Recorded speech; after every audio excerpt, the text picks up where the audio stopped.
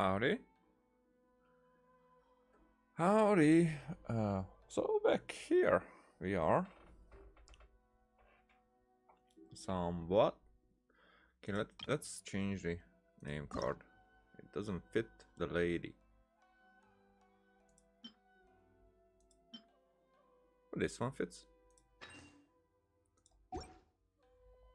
Yay. Then can you hear me? 1 2 3 1 2 3. So what are we doing? Actually, we know what are we doing. We definitely are going to be. Yeah, and there is this shit as well. However, even though this one is the time gated, we are going to go with the main one. Because I'm excited about this. I'm interested, I'm invested. And we're gonna see what has happened with Albedo. Here's to a life where the drinks keep flowing and the Mora keeps rolling. Okay, there was a bit of a lag, but not much. And now it's gone. The thing is that it happened on my phone as well when I was playing. I actually, now that we are back here, do you have anything new for me? No. Then what else? Bye. Take a look. There will definitely be By the way, there's a new month. Let's do... I mean, what do we not have? Incomplete. What is this? Increases of water member, max HP and energy recharge. Well, not bad. Do we have anything else like a special? Nope.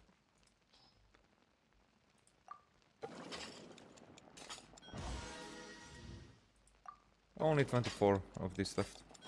Only 23 of this left. And yeah, it might not be the most exciting to listen to me count down. So maybe I shouldn't.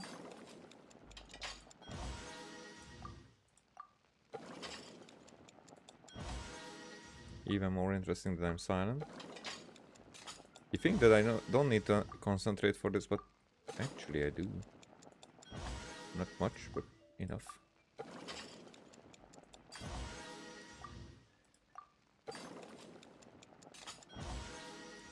I was not prepared to speak tonight.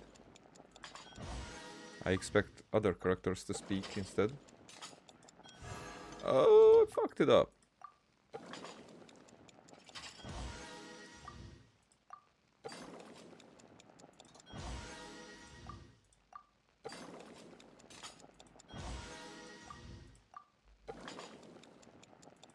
We get a lot of seconds. I'm not complaining.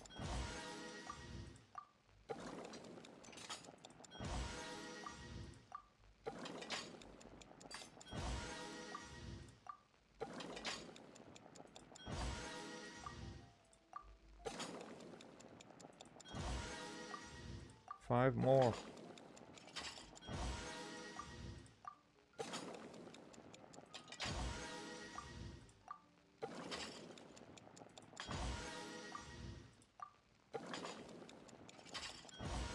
Just one more. There. That's enough for like 3-4 years. I mean, of this. What else do we have? I mean, at one point, restores.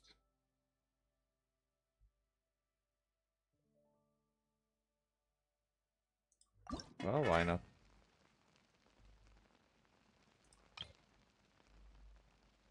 Nope.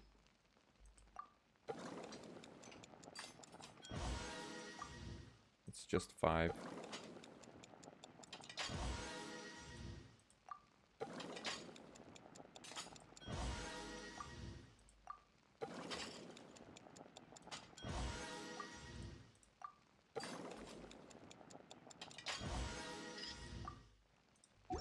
Right. Now let's make... I mean, let's just take what I made already.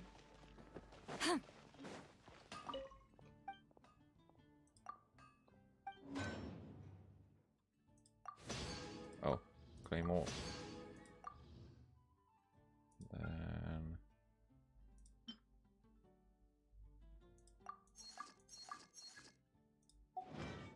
There we are. Then we collect.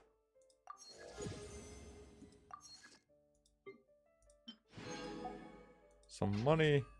Yeah, I definitely need more and adventure XP, whatever, those papers.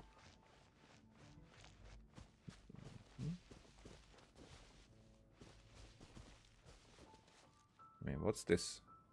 Also, let's put these guys in danger. Yeah, I have an IFA.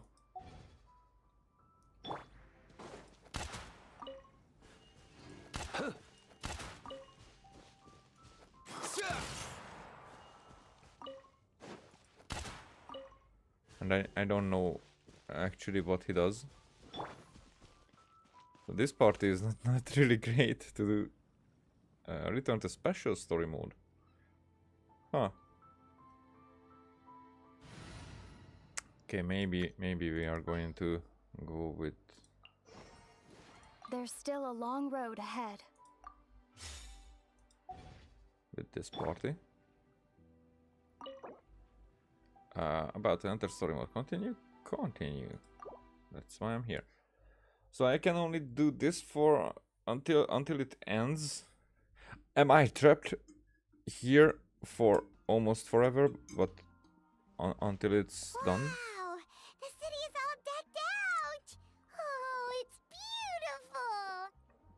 Isn't that the same how it looked every Windbloom festival? Festival season means no commissions, which means no Mora. But Catherine's always looking out for us, so we should still drop by and say hello. Sure, let's go.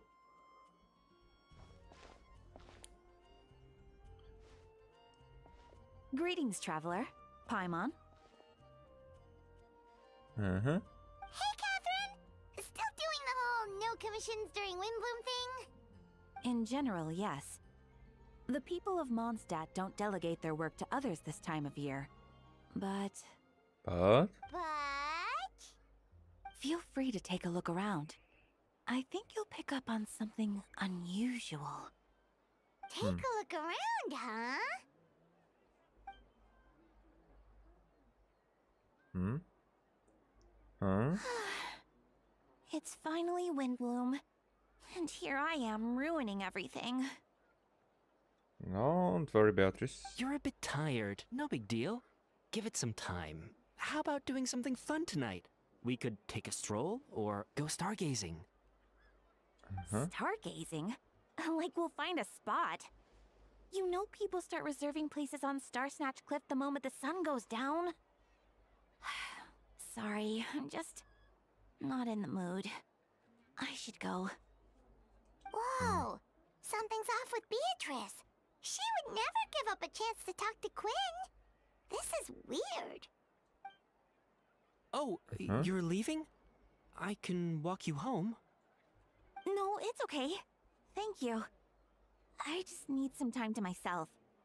Besides, there's still something I need to do. Okay. The truth is, Quinn, not long ago, I... Hmm? What is it? Is there something wrong? Never mind. It's nothing.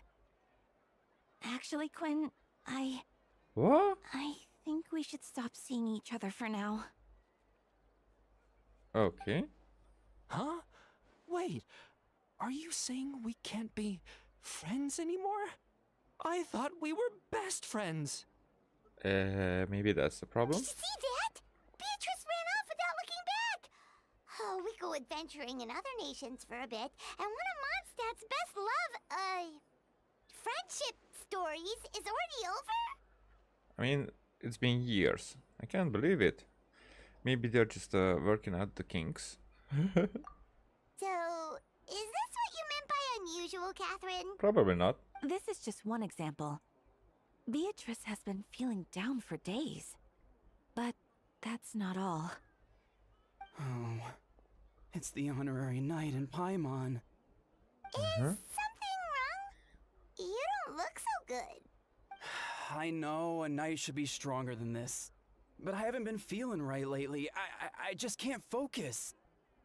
Uh-huh. I started sleepwalking out of nowhere. Sometimes I'd even wake up in the middle of the night standing in a random location outside. You should see a doctor. Mm-hmm. But probably there's something going on, actually. I did, but all the tests came back normal. The doctor said I'm fine. Strange. Yeah, I even consulted Miss Barbara at the church, but her conclusion was the same. In any case, she was kind enough to pray to Lord Barbados for me to get better. Okay, and what did Venti say? Is it because I saw something I wasn't meant to see? Huh? Sorry, this is for me to figure out. It is Windbloom after all. Anyway, I have patrol to finish. Until next time, you two.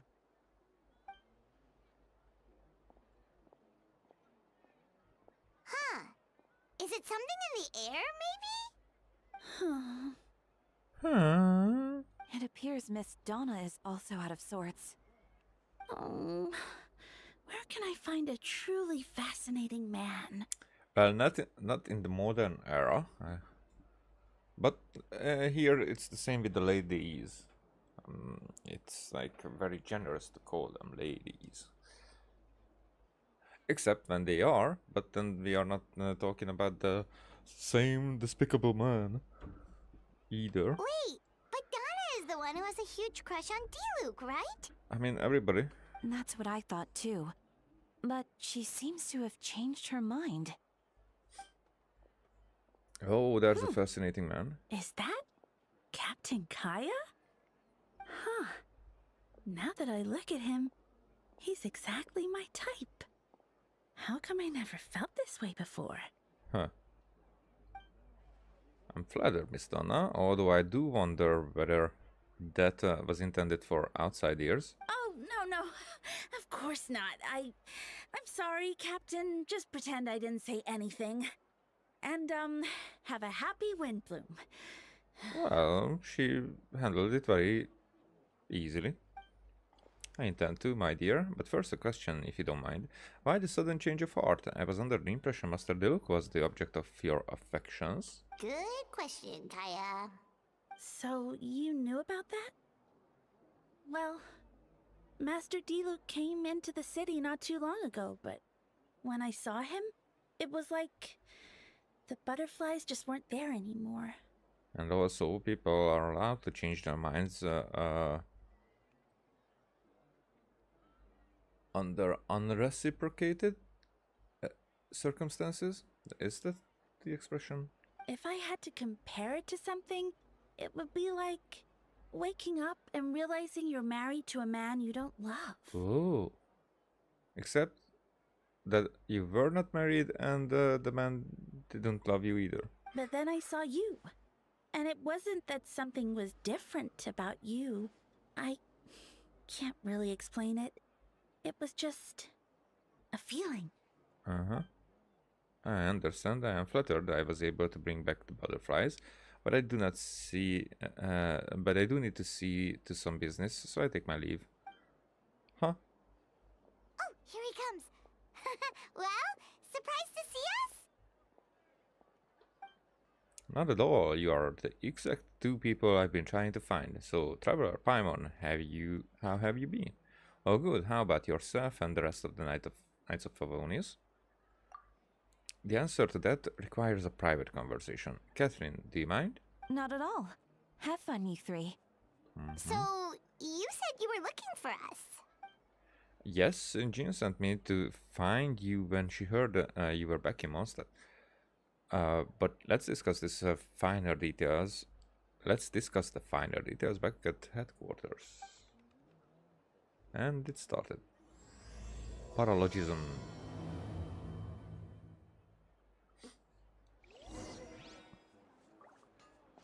I'm curious as fuck. What? Hey.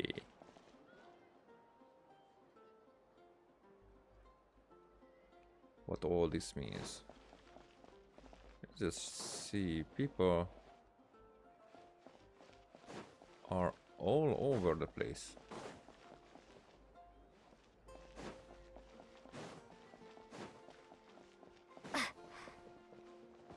It's empty.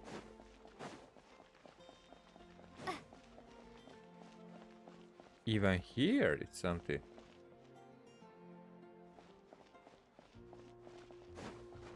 Let's see the guys out there. Nope.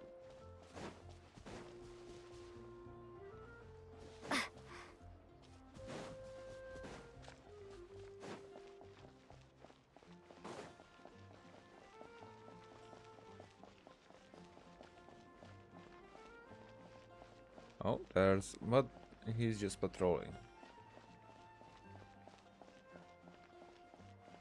This chick's not here either. I mean, that was the one who talked with Margaret, right? The blind one.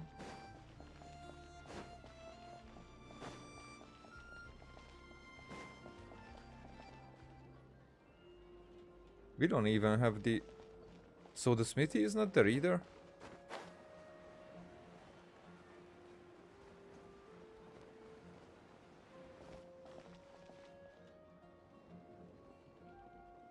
Is that what I'm looking at, right? Right.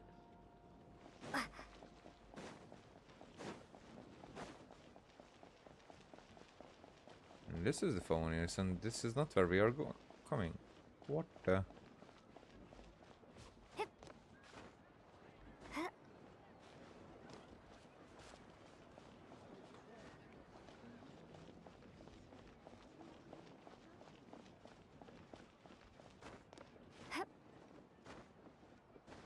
Oh, this is... okay. I was stupid. Then what did I mix it up with?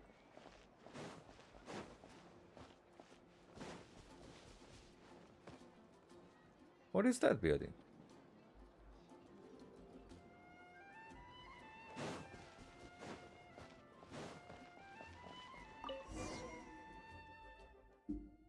Uh-huh.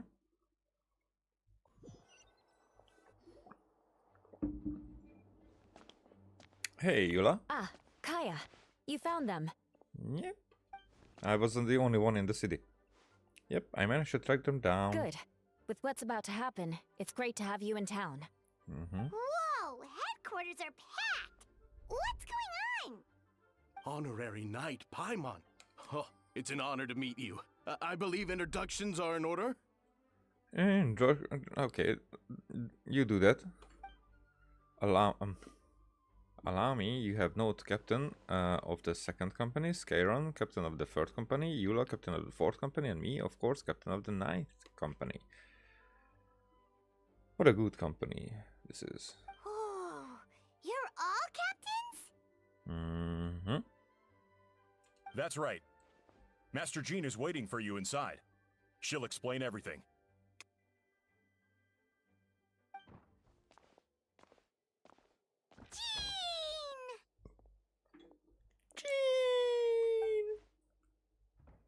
Oh, she's not talking either.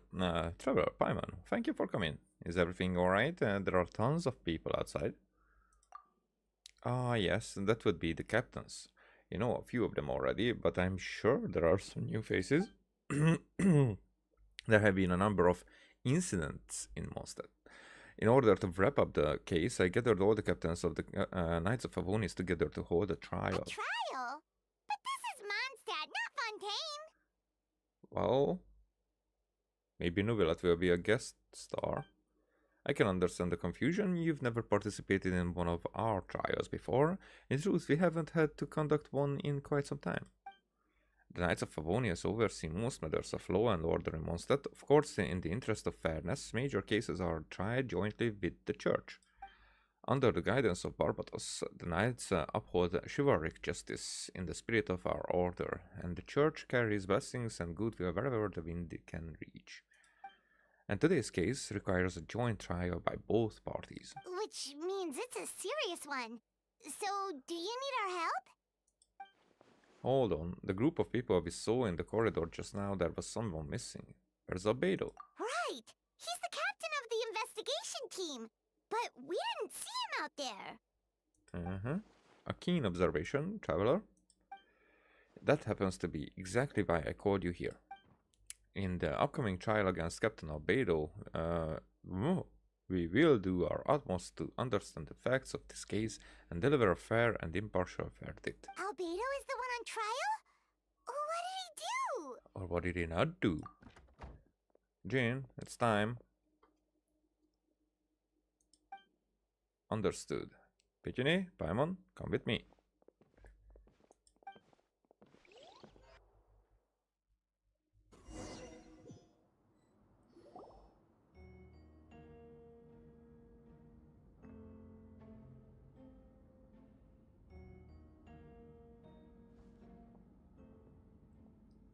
Please sit wherever you like. I only ask that you remain calm no matter what you hear. I need to head over there.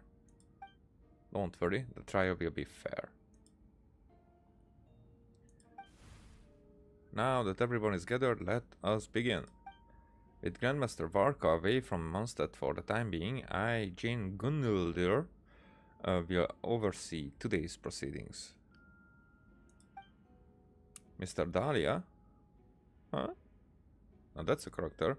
Deacon of the Church of Favonius will serve as assessor. As representatives of our respective organizations, we will ensure a just verdict in this case, unlike any other.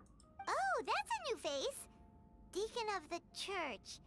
Does that mean he works with Barbara and Rosaria? The defendant in today's case is the captain of the investigation team, Albedo. Albedo, what did you do? Certain aspects of this case are classified, and it remains uncertain whether the alleged victims are citizens of Mondstadt. As such, this trial is not open to the public. The identities of the victims are still unknown. Strange. If guilt is established in this case, all facts will be made public after the final verdict is delivered. Now, the captain of the logistics company, Miss Herta, will present the charges. The court appoints Mr. Kaya to speak on Mr. Albedo's behalf. Are both parties ready to proceed? Yes? Ready to proceed. Miss Herta, the floor is yours. Prior to this trial, the Knights of Favonius, in conjunction with the church, launched an investigation into Mr. Albedo for suspected murder and unlawful disposal of human remains. Murder? A witness stated that, 11 days ago, in the middle of the night, she saw the defendant southeast of the city gates, dragging a large object she later identified as a human body. Oh. No. There's no way! I mean, I'm interested because it could turn out that this is not Albedo at the very end. Or the beginning. We now call that witness to the stand. Beatrice, please tell us what you saw.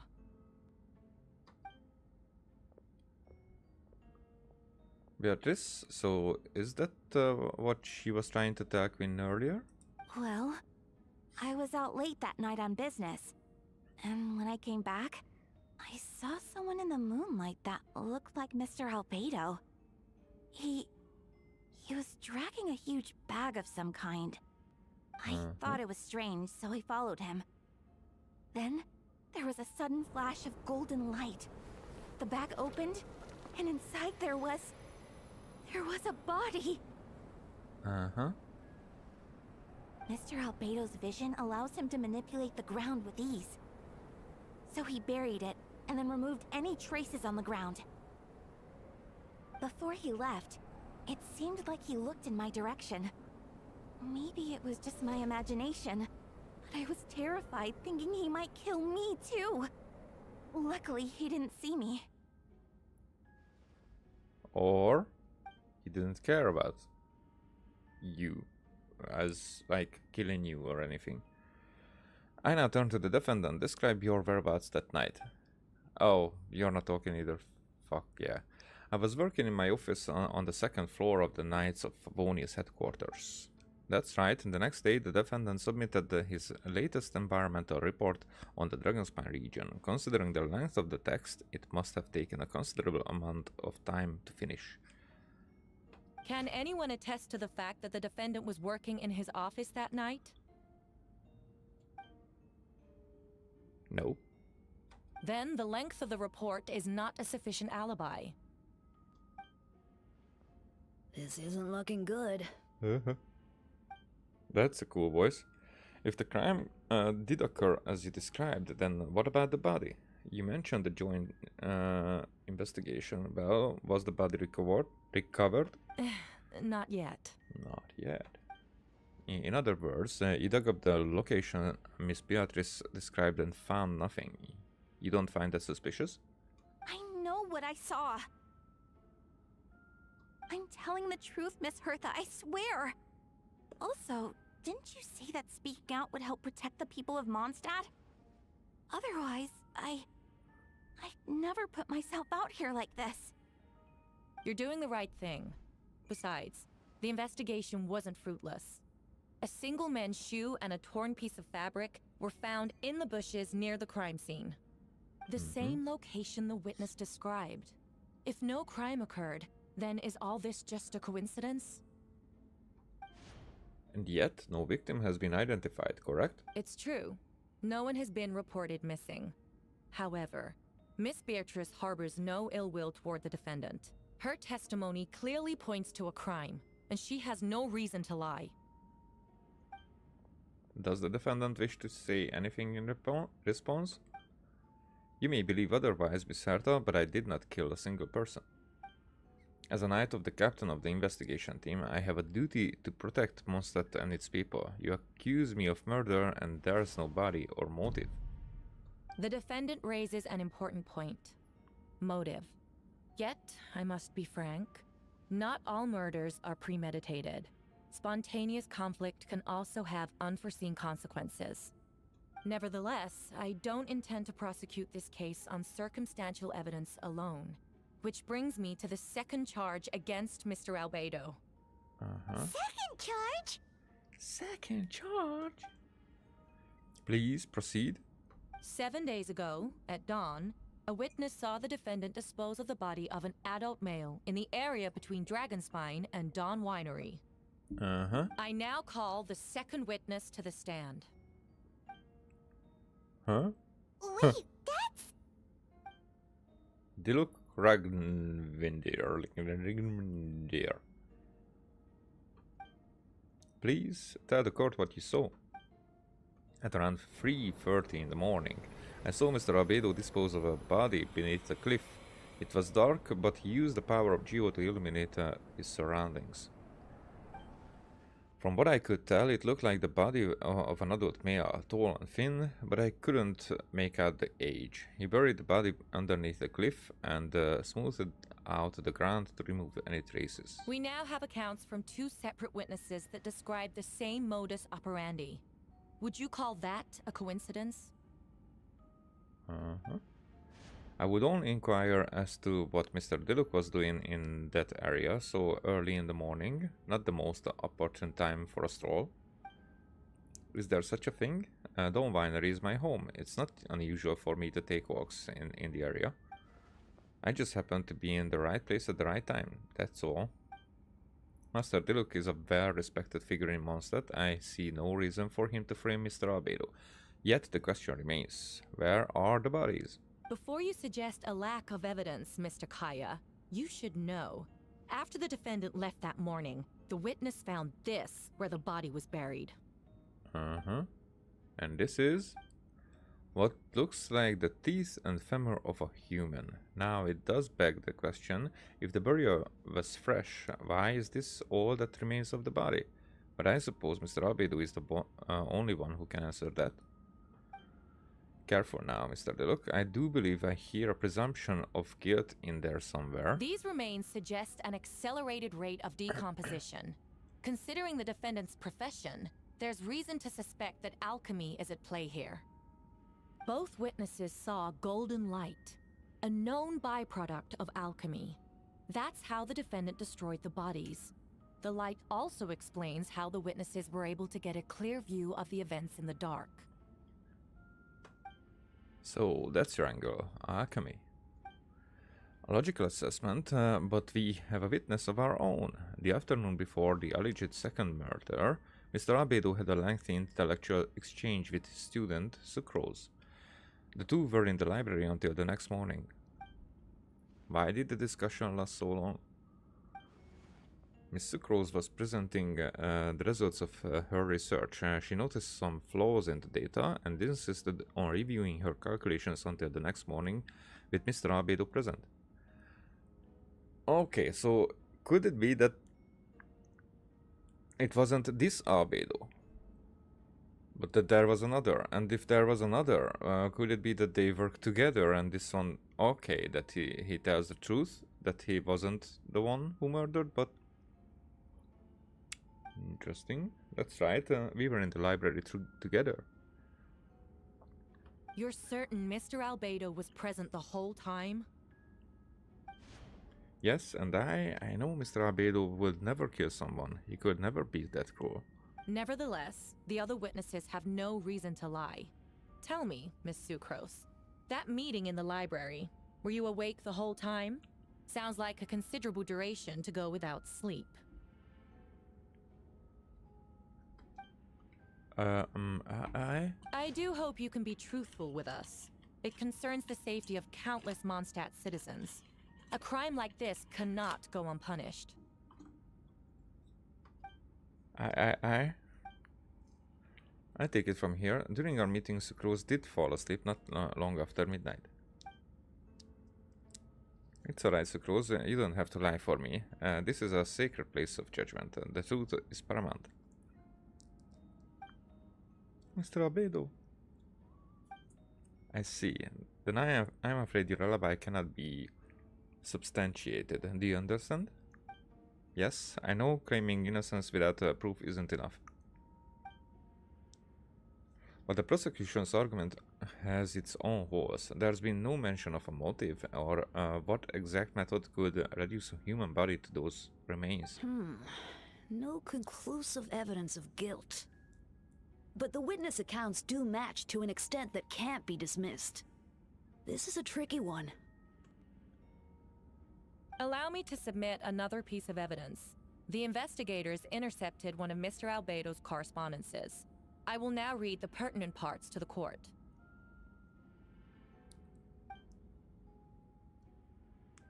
A correspondence? Oh no, that envelope does look like it belongs to Mr. Albedo. I have never abandoned the subject of human research. In fact, delving deeper into Dragonspine has led me to realize that the concept of life could be further expanded and transformed into that of birth. The mystery of human birth is often linked to death. As such, death is the most suitable material for the creation of new life. To that end, we must engage in a process of putrefaction and refinement. Huh? Putrefaction and refinement? Is that in reference to an alchemical process? The letter continues. Experimental trials have been carried out in the northwestern part of Dragonspine, in the area southeast of Mondstadt's main gate. The data is as expected. Just as you endeavored to do, I too shall take up the path of creation and break through current limitations to reach a new realm of living beings. I'm not saying that I understand everything correctly.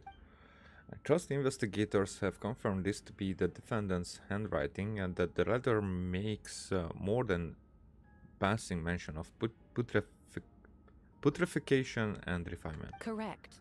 Not to mention, the locations indicated in the letter match both crime scenes.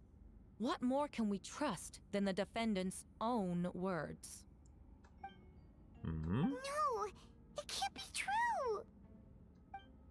I can't believe it. A guilty verdict cannot be delivered without sufficient evidence. In order to protect all parties involved, that is what our principles demand. My original assessment was that we lacked said evidence. But now, it seems the only remaining questions are the identities of the victims, and the specific alchemical process used in this case. Huh. Then we are in agreement. The evidence is conclusive. On the charges of murder and unlawful disposal of human remains, the court finds the defendant guilty.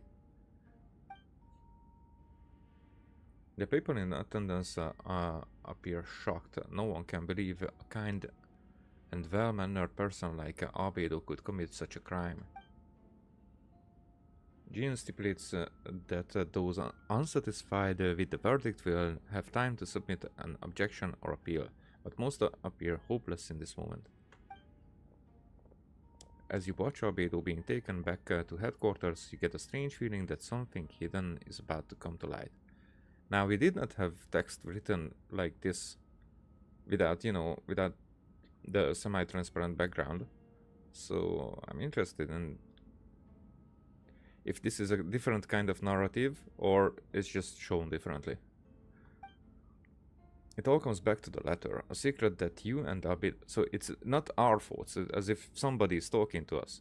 A secret that you and Albedo know all too well, but the people of Mondstadt have yet to discover. Why would Albedo do something like that? Oh, this has to be a nightmare. Albedo told me his secret once, that he has a synthetic human created... That he was a synthetic human created through alchemy. Could that have something to do with this case? But what, following in Reindatir's footsteps just because he's an alchemical creation? That would only make him more suspicious. Well, this took a turn for the worse. Rosaria! Oh, when did you get here? She was there all along. She was sitting behind me. Look. I've been here the whole time. I happen to have a message for to pass along for us. Yes, you're needed at Starsnatch Cliff. He's waiting for you there. He? Who? Venti. Who is he? Venti. You'll know when you get there. Go on now. Time's like the wind. It waits for no one. It's our god. You know, the one we're praying to. The current story seems to be related to your past adventures. Would you like to quickly go over and review those experiences? I mean, last time this was a short one and it just showed a few things. Maybe it could be relevant, probably not. I mean, relevant in the way that it pinpoints what to look at. Shadows of Mr. You and Paimon went to Dragon's to ask Albedo, who was conducting research there, some questions about alchemy, only to encounter a series of strange events, strange soft noises echoing through the mountains that could not be traced, the ransacking and the theft of alchemical notes at the campsite, Albedo disappearing after a chat outside the cave but having no memory of the incident. At the same time, Eula encountered Albedo elsewhere on the mountain, attempting to lead the child away, and he attacked Eula upon being discovered. You were able to confirm the presence of a mysterious figure impersonating Albedo. A running battle ensued, ambushing and being ambushed, hunting and being hunted. In the end, Albedo eliminated the giant mutant whopperflower posing as him. Yet there were more than 2 people wearing that face on the mountain. Oh, okay, so... Oh, okay, so at the end of that story, we did kill one, but it meant that there might have been more. So it's not that the switch has occurred, but that was just one attempt of the switch. Maybe. Oh, that was quick.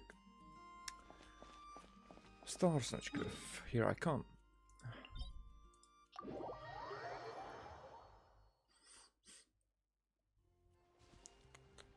Oh.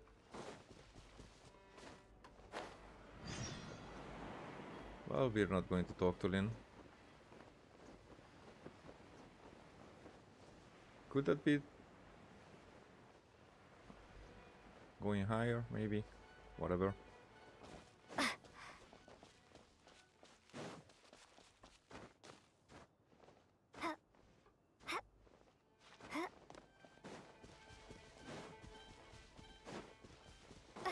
There you are. I knew that it was going to be you. Oh, and you don't have voice either. Shit. Oh, Pitune, Paimon, I could hear your arrival upon the wind. Were you looking for me? Venti, did you send us that message? I mean, what makes you say that, Paimon? No, I did. Huh. Whoa, where did you come from? Wait, Venti, do you know this guy? His name is, what is his name again? Didn't think I was that unmemorable. I'm Dahlia, Deacon of the Church of Favonius, and Herald of the Animo Archon Barbados. Not gonna forget next time, right?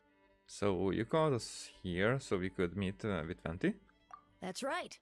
I noticed you during the trial. The legendary honorary knight. You seem to have a lot of thoughts on your minds, so I thought we should have a chat. After all, I am the Herald of Barbados. If the people of Mondstadt are in danger, I should keep the Animo Archon in the loop. What does that mean? Wait then, you know about... About what? The fact that my tavern-hopping nomad of a friend is Barbados himself? Don't worry, Dahlia and I are close. He knows everything. Besides, God needs someone to communicate their will in a formal setting, and no one does that better than Dahlia. Not that I saw that coming when we first met. But back to the matter at hand. I believe you two already know about Albedo's background. If you mean his true identity, then yeah, we do. So, you know too, Venti? That's surprisingly Archon-like of you. Ah, well, I knew from the moment Ryandotir and Alice brought Albedo to Mondstadt. When those two are in town, no one can afford to slack off. The Creative Prince, a perfect specimen of synthetic life. At this stage of the case, there are countless questions surrounding Albedo's motive. His true identity is a potential weakness. A synthetic being loses control of their sanity and goes on a killing spree. That's how a novel would frame the story, and people are inclined to agree. Albedo has told us before that humans often value the ordinary over the transcendent and miraculous. And the slightest difference is perceived as other. A very common phenomenon. Which means we need to find a way to help your friend.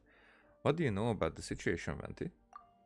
Me? Well, I know that Albedo is a synthetic being, and that a lot of strange things have been happening in Mondstadt, even though Windbloom should be about drinking and having fun. We noticed that too! The minute we got here, something was off. You share your observations with Venti and Dahlia. I've picked up on most of those too.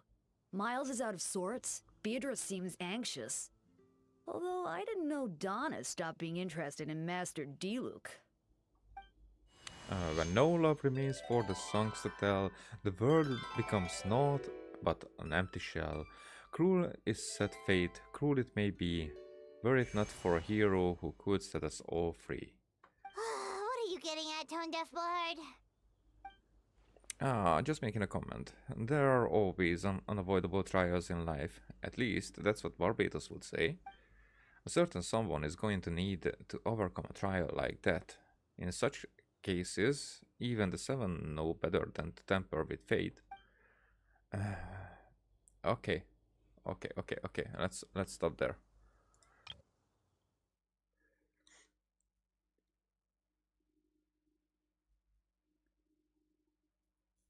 Certain someone is going to need to overcome a trial like that. In such cases, even the seven know better than to tamper with fate. Is this just a throwaway comment? But definitely, the seven know better than to tamper with fate. Okay. If only there was a brave soul willing to aid their friend in this time of need, should he meet a terrible fate, all of Mondstadt could be worse for it. fate again. If you wanted our help, you could have just asked, you know. Well, even if Albedo wasn't at the center of this case, protecting Mondstadt is part of being an honorary knight, right? Also, even if he is not tampering with said fate, he is tampering with our influence on said fate. You'll still have help, of course, which is why I prepared a little surprise. Behold! Ooh, Paimon remembers that Jumpy Dumpty. Yeah. Don't worry, I removed the fuse, so it's not going to explode. Say hello to the Dodo communication device. So, this thing belongs to you now? We road pass. Don't think she'd care if I borrowed it for a few days. Anyway, this invention, with a little help from a trick of mine, will allow us to keep in touch. Just take it out and we can chat. We do our best to uncover the truth. That's all I ask. No matter what comes, you have the wind on your side. Huh, it's a nice view. Return to the Knights of Favonius headquarters. I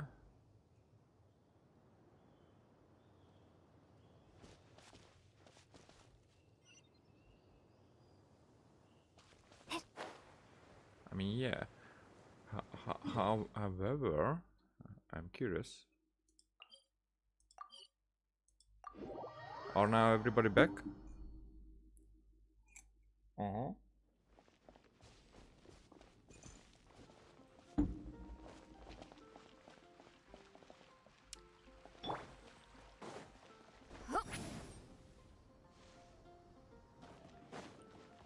Glory, not Yuri. Okay.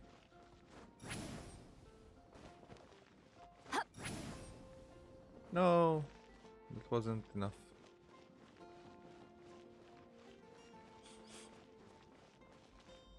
So what is this building? Oh, the adventure is good.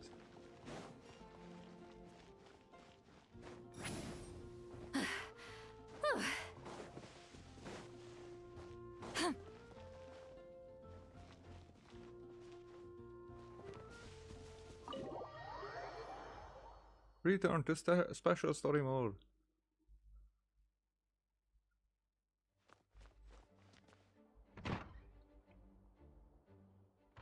I know you all must be shocked, but the evidence is solid. Albedo's situation is not looking good. I still don't believe Albedo would do something like that. Using living people as alchemical test subjects? It's like something out of a novel. Perhaps it's best for me to remain impartial, but I've worked with Albedo before. He's an alchemist, not a sadist. Huh. This version of events is as hard for me to accept as everyone, but Warcom once said Albedo is very different from the rest of us. Perhaps there are things we still need to learn about him.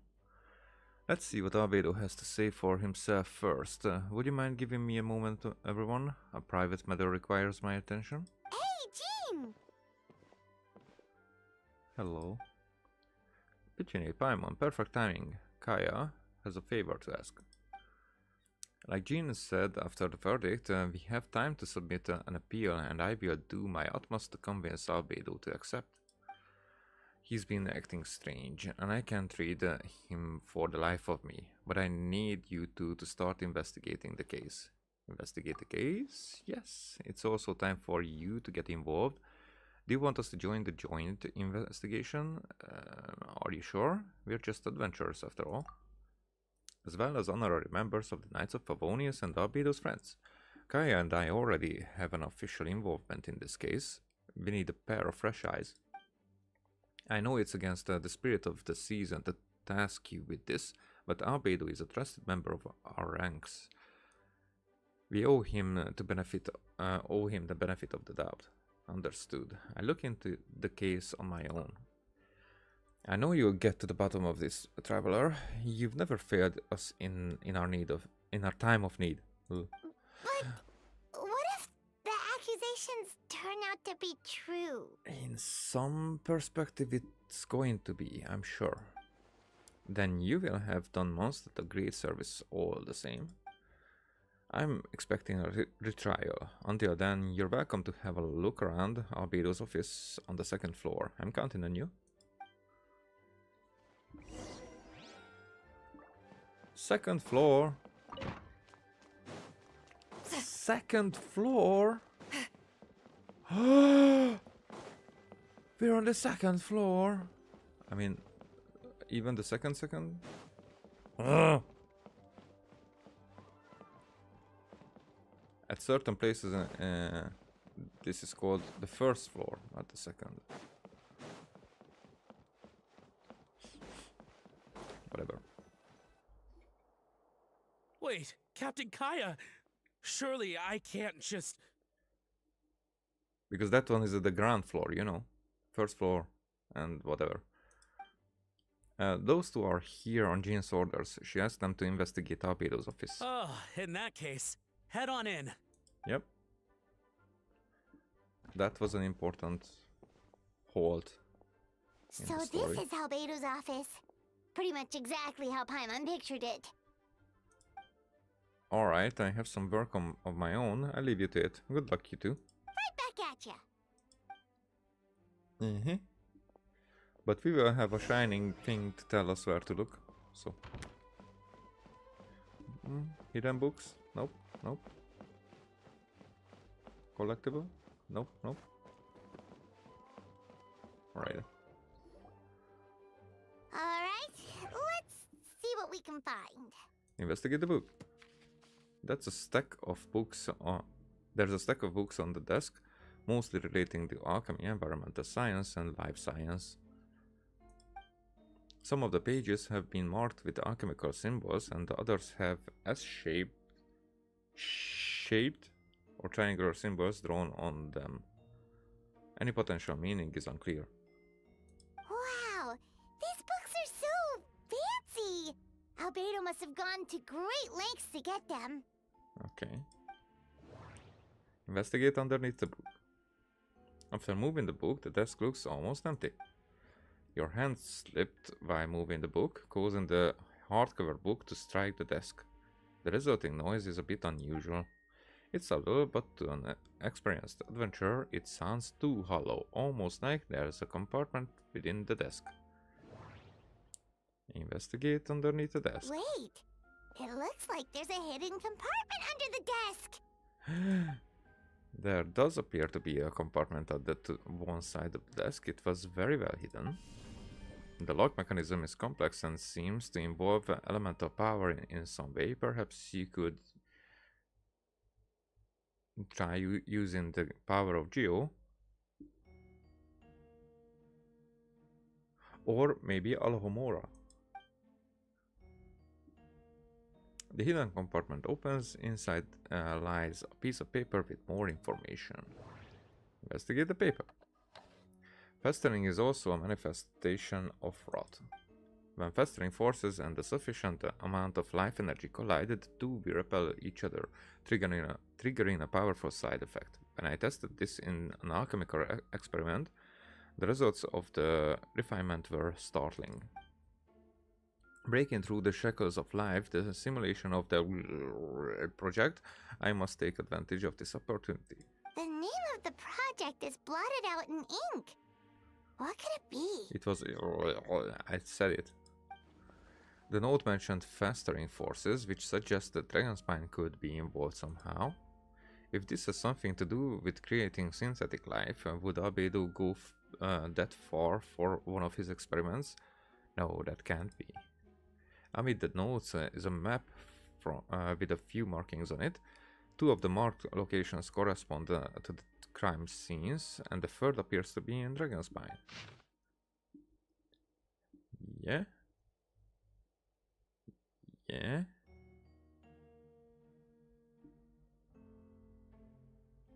This one is...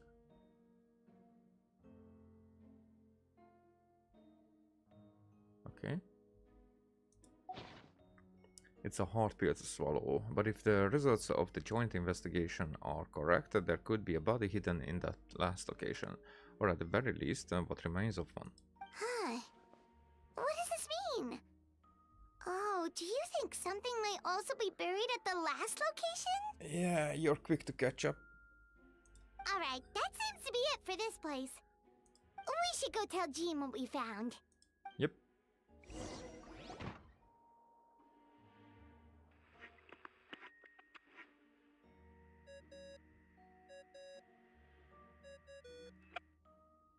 Oh, Vent is calling. Let's answer.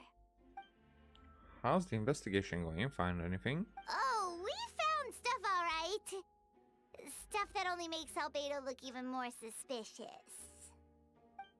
I see. So Albedo researching something that doesn't have this case, huh? You share what you learned with Venti? Not promising. We should be grateful Albedo's true identity remains hidden. If it gets out that he's one of Rhindottir's creations, there'll be no separating him from her past. As we both know, Rhindottir's approach to alchemy and ethics was pure madness, and the evidence you just found, let's just say it could convince even those closest to him of his guilt, perhaps even you. I don't think the handwriting was faked, and the notes also sounded like him. Then it comes down to trust. Do you trust Albedo? I don't know, but I want to. Absolutely I do. I want to. Yeah, he's our friend. We should keep the faith. Yeah? And if he really is the culprit, he must have had a reason, right? Maybe he's not the culprit, even though he had a reason? Maybe he's just not allowed to talk about it.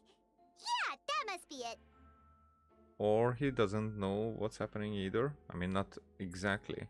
Not enough that he would be able to protect himself with information. Or maybe, even if he has information, he found it more important to keep it secret. Either way, a fair investigation means coming to a conclusion presented by the facts. Does that mean even Venti no longer believes in him? Remaining objective has its own value. Remember, none of this is your fault. Just report back with an honest assessment of the facts. Yeah?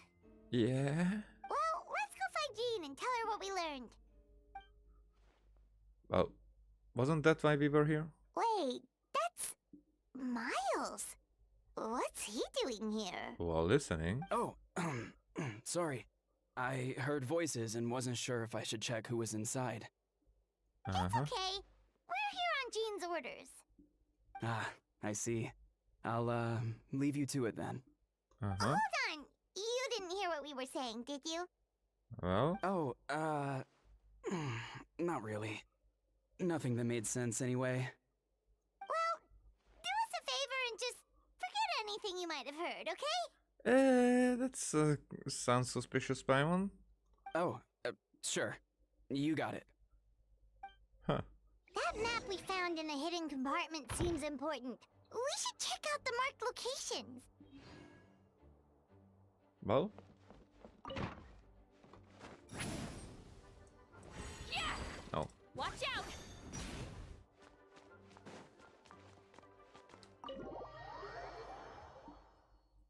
I'm gonna be there very quickly. Hopefully. Should I use the in this rare situation?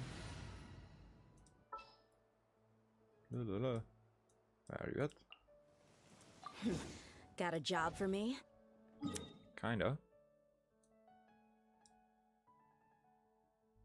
From here or from here? I think from here it's could be. We'll figure it out. Haven't been here for a while.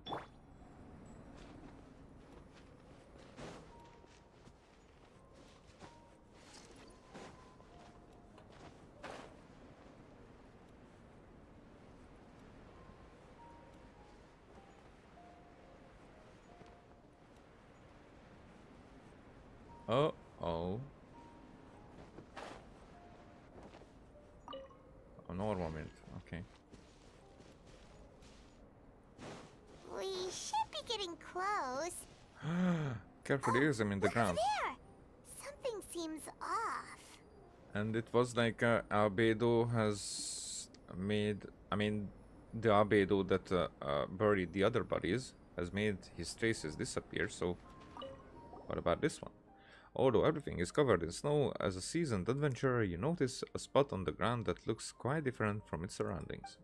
You remove the snow and find a sizable hole underneath, large enough to fit a human body. But the hole is completely empty, and the surrounding markings make it look like something was dug up.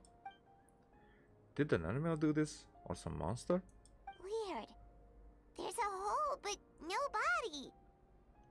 The prosecution's argument is that Albedo used alchemy to destroy the bodies, but this location is different from the other two. Why not fill the hole, or smooth out the ground like the other places? Good question, Paimon. Good question.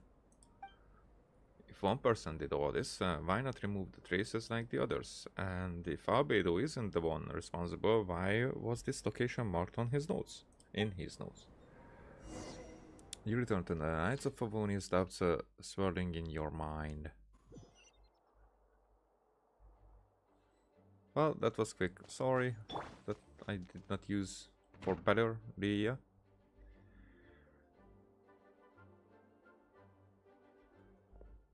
You're back. Did you find anything? I mean, in some ways we did, but in other ways we didn't. Yeah, but none of it helps Albedo's case. You tell Jean about your findings from Albedo's office. I see. A complicated result, but your efforts are appreciated. Did Albedo submit an appeal? Yes, he asked for a retrial. There are still questions surrounding the identities of the victims and the disappearance of the bodies. The minimal remains that were uncovered have been sent for forensic analysis, which should provide some answers. It's just... What's wrong? If the victims turn out to be Mondstadt citizens, the situation becomes all the more serious. The second trial would likely have to be opened to the public. And I doubt public sentiment will be in Albedo's favor. Yeah, not when the charges are so serious. The second trial is set to take place in 2 days. I hope you consider attending this one as well. Of course, we'll be there. In the meantime, we should all just stay positive. Yep. Well said. When the time comes, I carry out my duty to the best of my ability.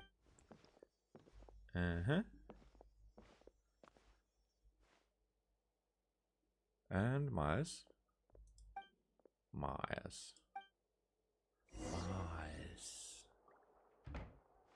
Huh. That was cool. Wait until 2 days later. Okay, but I want to check something.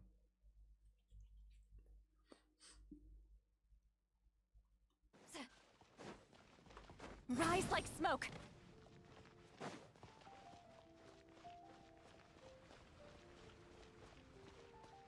Am I going the right direction?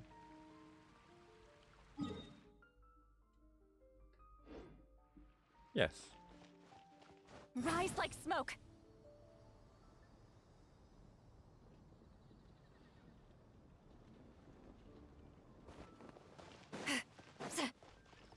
So, the thing is that the decorations are all gone.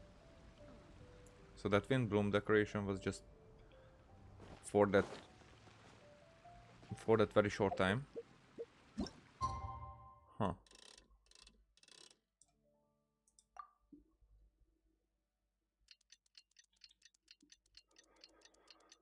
Alrighty.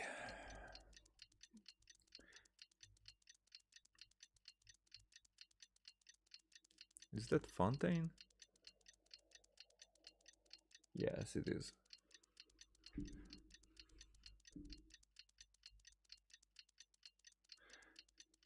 It's funny that this area is in between is not. We should Yeah. meet up with Jean. It's about time for the second trial. Okay. So that this area is not existing. This is what we saw there. So more like this is what we saw there. Okay.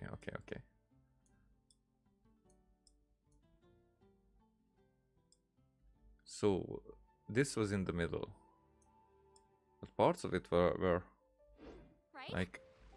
Here's to a life where the drink. Can we check out for just a second? Ah, not enough. Keep flowing. Whatever. And the Mora keeps rolling. So I shouldn't have exited there. Whatever.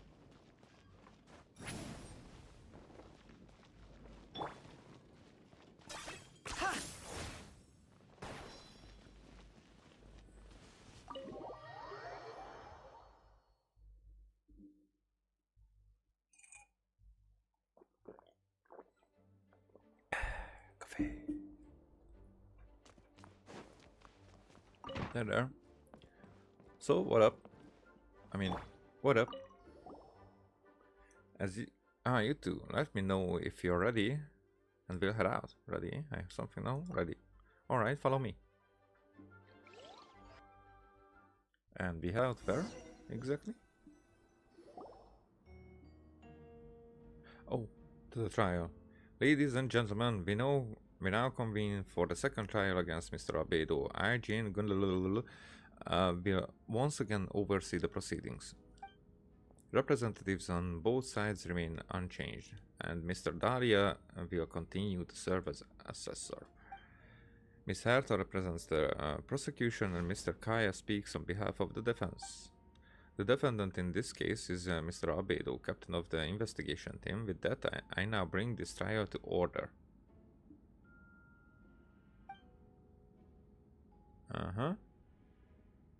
There's like 2 more people here. Ms. Herta, have the investigators made any new discoveries? Yes. We sent the teeth and the femur bone found at the scene to the church's medical office, and were able to conclude that these are, in fact, human remains. Huh. In addition, the investigators were able to identify several Mondstadt citizens who appear to have been missing for quite some time. Forensic analysis of the remains allowed us to pinpoint the age and gender of the deceased. Interestingly, one of the missing individuals matches that profile to a T. The medical office couldn't spare the personnel, so Miss Rosaria is here to present the results to the court. Alright. Handsome man, male, 46 years old, marital status single, occupation hunter, consistent with the conclusion in the last trial. His disappearance went unreported, likely due to his lack of relatives. In addition, medical records show that he sustained a mechanism-related injury to his leg 3 years ago. The damage on the femur bone Mr. Diluk found is consistent with such an injury. Okay, one body was identified. Therefore, we could conclude that one of the victims in this case is Hanselman. A specialized technique was likely used to accelerate the rate of decomposition. Is it reasonable to assume this technique to be alchemical in nature? Alchemical or magical, both are possible. Thank you for your testimony. The identity of one of the victims is now confirmed. But what about the defendant's motive? Considering what he wrote in the letter, we can deduce that the defendant needed subjects for an alchemy experiment. Who better than individuals whose disappearance would go unnoticed? In other words, he sacrificed the good people of Mondstadt for his own gain. A truly vile act. I mean, if he would do that, then it would definitely be a truly vile act. And it could be that he was. Humph. In addition, another witness has agreed to testify. Miss Donna, if you would. Another one? Wait, Donna from the flower shop? Yeah. Do you know any more? I'm sorry it took so long for me to come forward. But the night Master Diluk saw Mr. Albedo, I was there too. I was camping with a friend and we decided to stop near Dragonspine. I couldn't really get comfortable that night, so around dawn, I decided to go for a walk. And that's when I saw Master Diluc. I thought it might be nice to, chat. So I headed in his direction, and then I saw it. Someone at the bottom of the cliff was getting rid of a body. I was terrified the person might see me. Even after I fled, I couldn't shake that fear. And I started to wish I never had a crush on Master Diluc in the first place. Oh. If I hadn't wanted to talk to him, I would never have been in that situation. I didn't want to come forward because I was scared. But Miss Hertha convinced me it was the right thing to do. I'm sorry it took me so long. I see. Your stepping forward was brave enough, Miss Dana. The court thanks you for your courage and commitment to justice. Yes. Thank you. You're welcome. The two witnesses corroborate the same sequence of events. That just leaves the question of how the defendant disposed of the bodies. I believe the answer lies in the alchemical technique mentioned in the letter. The defendant is the most accomplished alchemist in Mondstadt. He has the skill, no question. Special investigator also uncovered some relevant evidence on the subject. I will now present it to the court. Wait, does she mean... Yeah, us. The evidence we found on Albedo's office. The following are pieces of evidence uncovered in Mr. Albedo's office, the most important of which is this map. We saw it. This map was found with the defendant's notes. The markings correspond with the description in the letter and the locations of the crime scenes. Does this map belong to you? Yes. Were you the one who marked these locations? Yes. You do realize that that's basically an admission of guilt, don't you? The evidence against you is nearly insurmountable. No. Since you uncovered that compartment, I might as well expand on the matter. We have witnesses and physical evidence. What could you possibly say in your defense? I mean, let's listen to it. What I always have. I never killed a single person. Ugh, you have some nerve. Saying that when the evidence is stacked against you? Miss Hertha, you've presented a meticulous and convincing case. I give you that. But I will not admit to something I didn't do. So, what? You're just going to bombard the court with excuses? Well, he didn't. That's a rather dismissive way to refer to an innocent man speaking of his own defense. Besides, I'm not making excuses, I'm excusing patience. I'm exercising patience. That won't make the charges against you disappear, Mr. Albedo. Perhaps not, but patience comes with its own reward.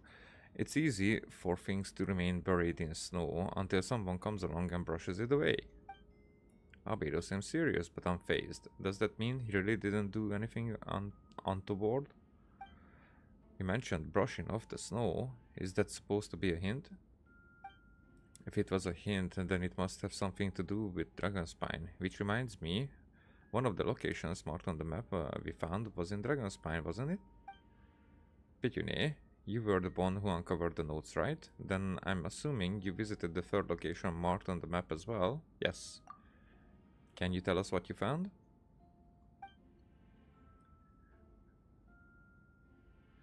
You nod your head and give an honest account of the scene you found on Dragonspine. Whatever was kept in the hole was gone, and the surroundings are abhor the markings of an unknown creature. With everything covered in snow, no one knew there was something to discover in the first place. Then, there must also have been a body. Huh? I need to think about this. What clues am I missing? The second marked location, the third marked location, the first marked location. Let's go over it. The first mod location is near Mondstadt. Beatrice saw Albedo use alchemy to dig a hole and bury a body there. A single man's shoe and a torn piece of fabric were found in the bushes nearby. Taken together, this evidence seems to suggest that Albedo killed someone and concealed the body. The second marked location is between Dragonspine and Dawn Winery. There, where Diluc saw Albedo bury the body of an adult male. Diluc described nearly the same events as Beatrice. There is no reason for them to collude against Albedo, so their testimony should be trustworthy. Diluc found teeth and femur bone at the scene, and Donna confirmed his version of events because she was also there that night. The two should have no reasons to set up Albedo despite her crush. Donna wouldn't lie about something like that just to get Diluc's attention. Not to mention, Donna has been acting strange since before the trial. The human remains. According to the forensic results, the teeth and femur bone belong to a Mondstadt citizen, and the witness accounts suggest that Albedo was the last person to come in contact with his body. Did Albedo really use alchemy to reduce the body to a few bones, and does that mean he's the killer?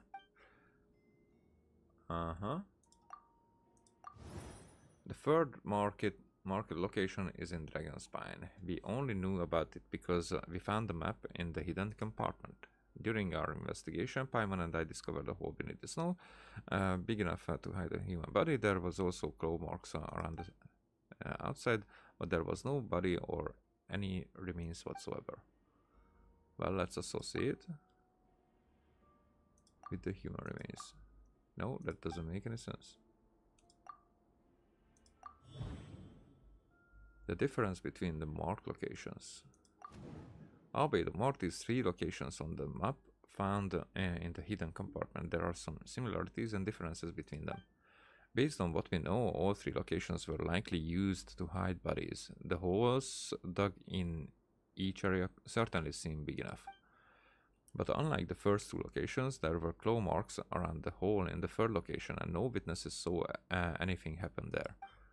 Dragonspine is home to all manner of monsters and wild animals. Could some kind of a creature have dug up the body?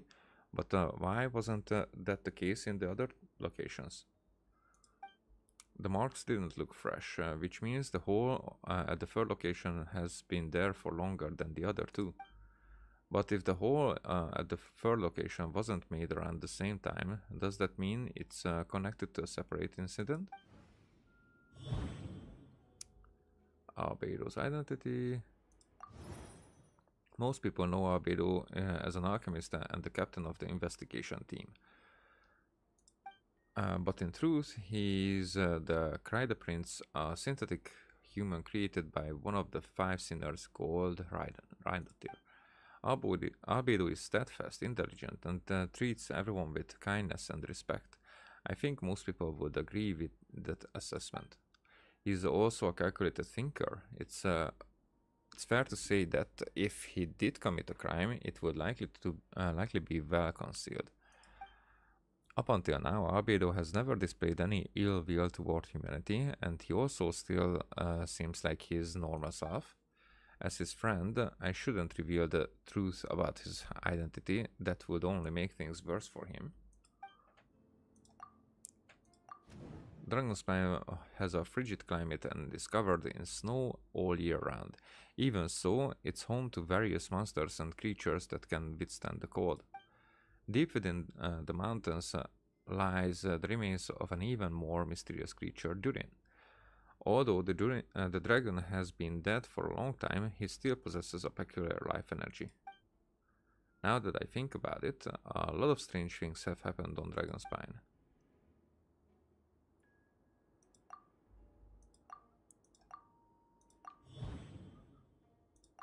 Encounters or Dragonspine? I almost forgot. Paimon and I once encountered someone on Dragonspine who looked exactly like Albedo, and we weren't the only ones.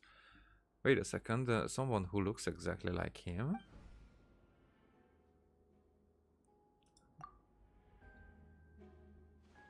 I'm guessing Albedo has a plan, so I should help him out. But what does he want me to do? Announce a break in the case? No, I should play it safe. Since I made an honest assessment of the facts, I should be honest about my doubts too. It's only fair. Besides, I think I understand what Albedo was trying to tell me just now. I'd like to address the court, if I may. I was the one who investigated the office, and I believe the results raise a few questions. Regarding the two cases addressed in the previous trial, it was established that after disposing of the bodies, the defendant used alchemy to restore the ground to its original state. But that wasn't the case at the third location. The hole was still there, with dirt scattered around the perimeter. It looked more like something had been dug up. If this was all done by one person, why wasn't the third scene given the same treatment as the others? Why weren't the traces removed? In addition, the markings around the third location weren't fresh, which suggests that the Dragonspine incident happened at a different time. For those reasons, I believe there's still reasonable doubt in this case, and I hope the verdict reflects that. Thank you. Astute as ever. Pétuné. Questions there may be, but allow me to point out, there is no evidence to suggest that anyone besides the defendant knew about the third location. And the map was found in his notes. That fact alone makes him the most plausible suspect. Unless Mr. Albedo suddenly plans to deny that the map belongs to him. You just repeated stuff that you said already before. Allow me to respond to Pétuné's point. If all I cared about was proving my innocence, I would indeed do as you described, Miss Herta, and deny any connection to that map. But that is not what I intend to do. The map does belong to me, and I did hide things at those three locations. What? There were indeed bodies at each location, and I did kill and bury someone on Dragonspine. Ha! So you admit it. Let the record reflect that the defendant has confessed to his crimes. Well, you're mistaken, Miss Herta. The story doesn't end there.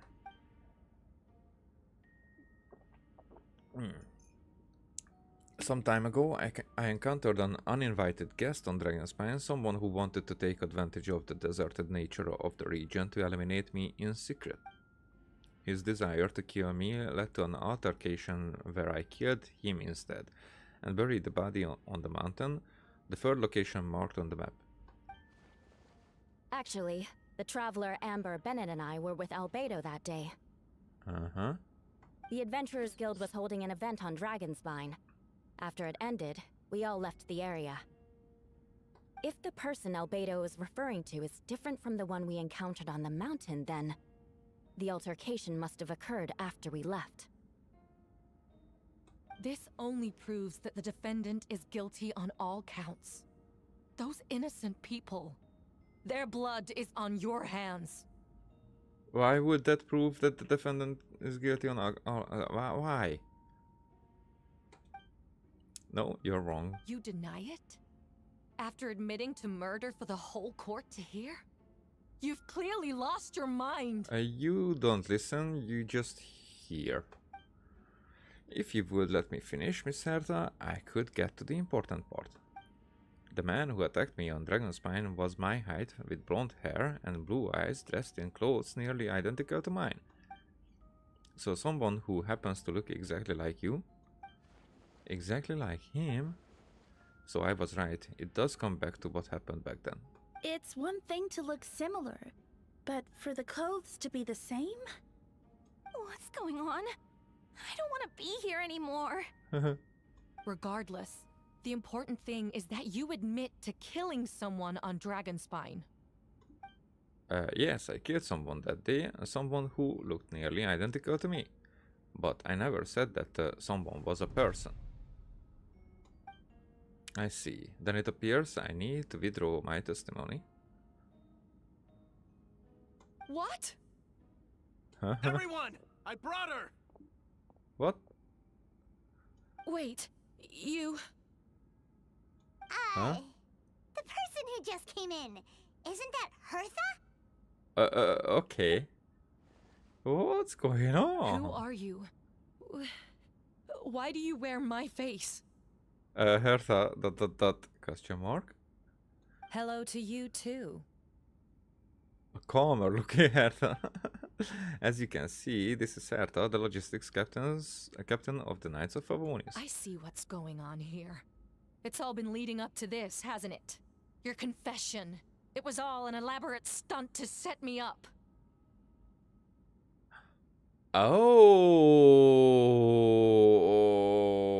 if really, was it really? Everybody knew. I mean, every important person knew about this. You want to undermine my credibility? Fine. It doesn't eliminate the mountain of evidence stacked against you. All I want is justice for the people of Mondstadt. You want justice for the other Whopper flowers. Order in the court. I mean, it was silence. I've been stationed on Dragonspine all these years because that is where the subject of my research lies, the dragon Durin. Several hundred years ago, the dragon of the East, Dvalin, defeated Durin in battle and with help from Barbatos sealed his remains on Dragonspine. Durin was created through alchemy, one of the finest specimens of artificial life. As such, death was not a true end for him. His heart still beats and grows more revitalized by the day. My imposter on Dragonspine was a failed specimen abandoned in Durin's stomach. An unsuccessful iteration of the Homunculus project. Homunculus? Huh? Are you trying to insinuate that I'm some kind of homunculus? Because it looks to me like the artificial one is standing right there. Some kind of imposter you dragged in from Dragonspine. So this is what I look like when I fly off the handle. You know, they say imitation is the best form of flattery, but your impersonation has overstayed its welcome. Master Jean, what are you waiting for? We've known each other for so long. You recognize the real me, don't you? Uh-huh. Now, imperfections are in order, I think. The two of you look identical, but judging based on demeanor, the new arrival actually seems more like the Hertha I know. That means nothing! By that logic, I could just as easily accuse the albedo in this room of being an imposter! I mean, you do. How do we know he isn't the fake one? A cold-blooded killer who replaced the real albedo long ago! Huh? Then, how about something only the real Hertha would know? The longest scar on my body. The knights who fought alongside me that day should remember where it is. I remember. Let's hear your answer. Uh-huh. I'd like to hear Miles' answer first. Oh. There's more than one? Huh?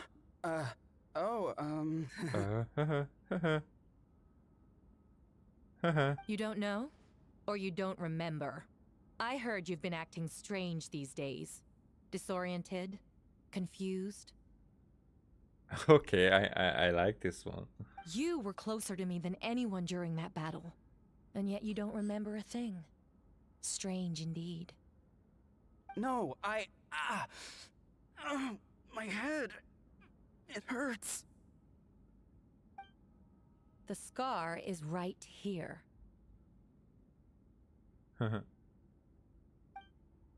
Why the nurse? I can't imagine this comes as a surprise. Unless your informant in the in the Knights of Favonius failed to mention the scar on Hertha's left arm. Albedo has done a lot of research into beings like you. If you deny it, then show us your arm. Uh-huh. No need to panic. You can just edit now. You excel at changing your appearance, don't you? Or I should say, all spawn of Durin's life force have that ability. A powerful life force, an appearance you can change at will, yet here you stand, formless one, paralyzed to act, because you're worried using that power could affect your accomplices. Accomplices? The mice must be one of them? There are others too. Most of the beings under the influence of Durin's life force have gathered here, and yet their presence is what impedes her from taking action. Once you attempt to transform, all who surround you will be affected by your power. You can't control it, because in this network of living beings, you serve as the core. Show us your arm. Ugh! Have it your way! Whoa! Uh-huh. Come on, let's go!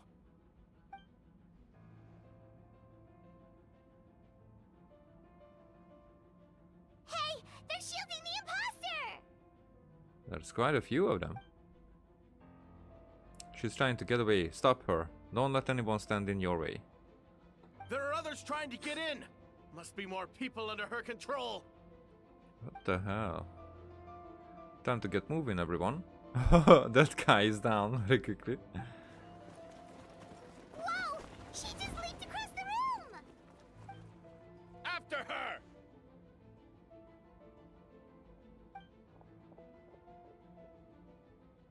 It's time. All units move out. Third company, keep on the imposter's tail. We finally have a chance to talk, but before I can explain the events of the past few days, I'd like to make a few things clear. First, I never killed any of my fellow citizens, and I never used human remains as part of an alchemical experiment.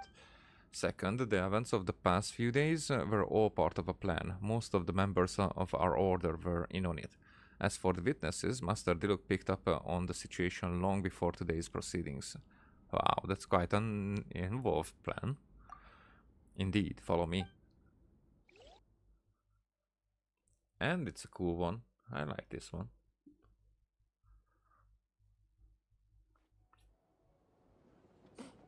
Oh, slimes. What? How are there monsters in the city? They are all monsters from Dagnospine. An attack is imminent, but fear not, we've been preparing for this. We've been monitoring the resurgence of Durin's life force. Its festering nature agitated those monsters. We knew it was only a matter of time before they advanced on Mondstadt. And so we made preparations for an inevitable battle. I was hoping you too could join me and provide assistance in the battle to come. Of course. Where's our first stop? Huh? The top of the city wall.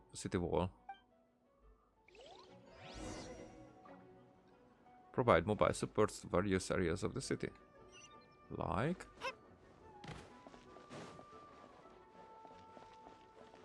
V. Optional objectives. Okay.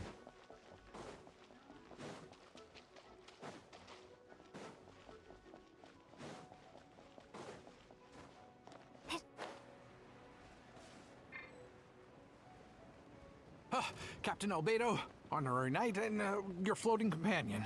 Some of the people around here are acting strange. Be careful.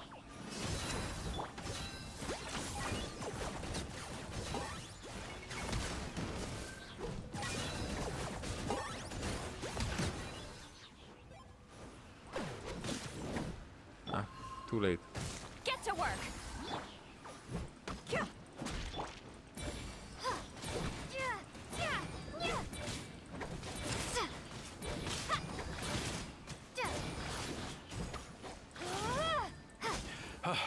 Thanks for the help. I don't think we could have managed that on our own. I hope everyone's all right. We really appreciate the help. Fuck you.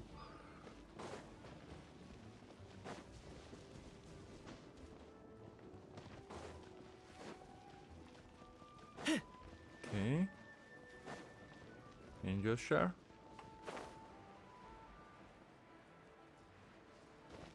Huh? Ah, cutie. Lupica, it's you.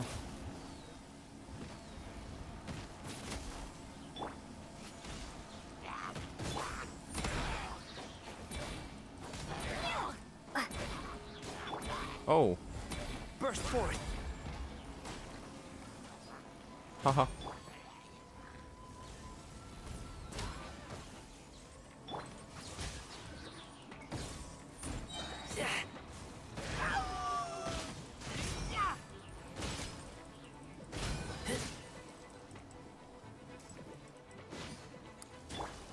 That's a shitty alt. There. So this one's gone. Phew, it's been a while since I unleashed my lightning during Wind Bloom. It happened a lot before? Unleashing lightning on people? No. Once in a while maybe. It sure feels good to let loose though. Huh, my old professor and even wrote to me about that a few days ago. Of course, I made sure to emphasize that I always treat others with kindness. It's only natural for a student to inherit their teacher's way, after all, and mine was a gentle old man from the Spantamed school. So you see, this time I only use gentle methods of electrocution. So gentle, even Jean would have no reason to intervene. Huh. Gentle electrocution. You seem to be in good spirits, Miss Lisa. Oh, well, it's good to move about every once in a while.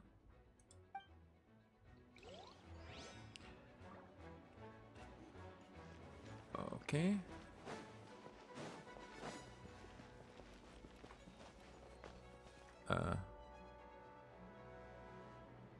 Cannot come. Oh. Okay then. Optional objectives here. Wow.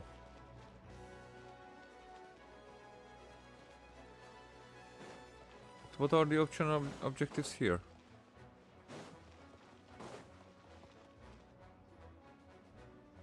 Mr. Albedo, traveler. Everything's good here? Good. A few monsters made it into the city, but Master Diluc and Mr. Kaya helped me take care of them. Not long ago.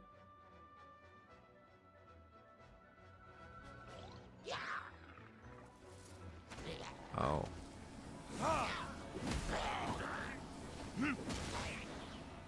Absorption test. Ta! Animal test 6308.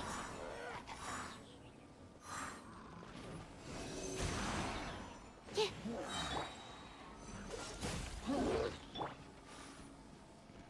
Time for retribution!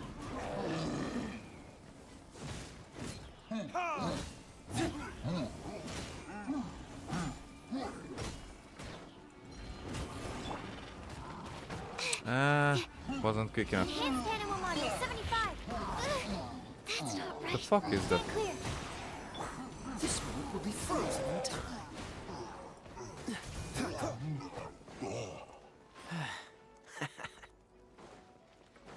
There's more.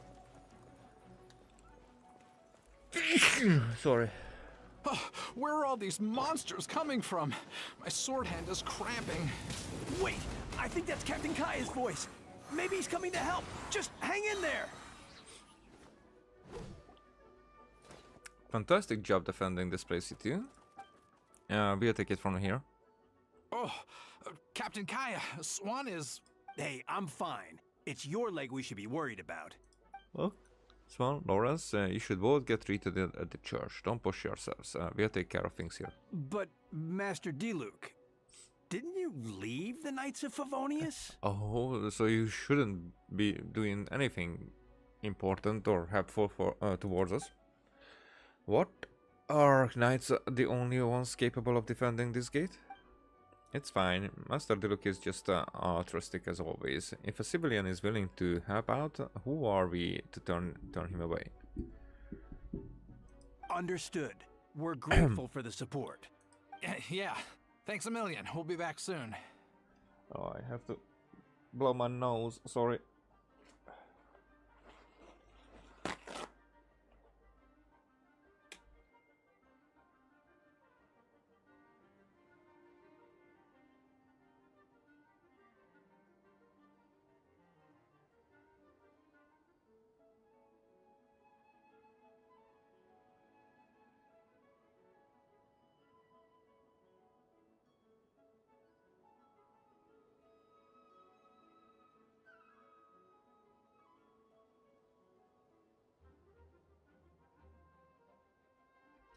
We are not entirely done with this.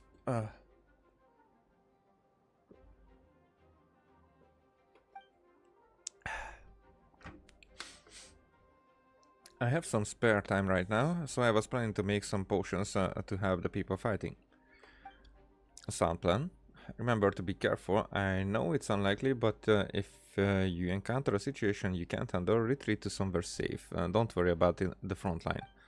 Understood?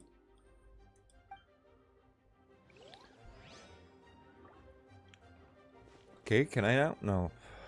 No fucking way. Oh, there's another optional one.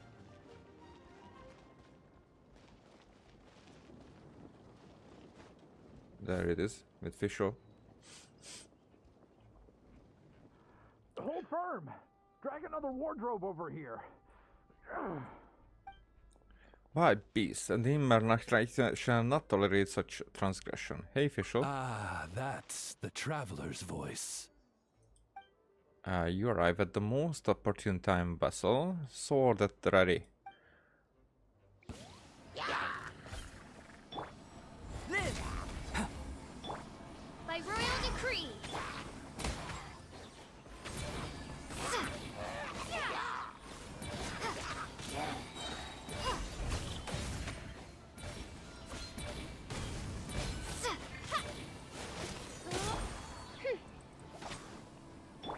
Witness my great undertaking.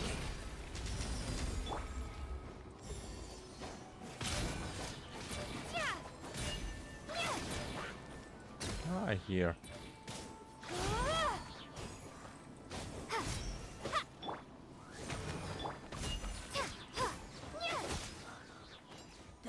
Or? Fear not, the fire monsters have been cast into the void. Mein Fräulein means to say that you should refrain from going out for the time being. We will continue to protect this area. All right. Oh, thank you. Thank you so much.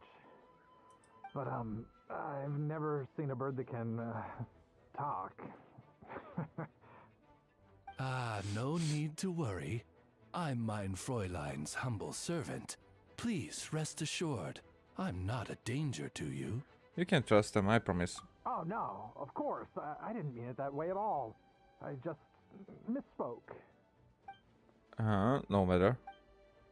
My vassals have unfinished duties, yes? Then go forth and smite these wretched beasts. The princess's blessing shall illuminate your path.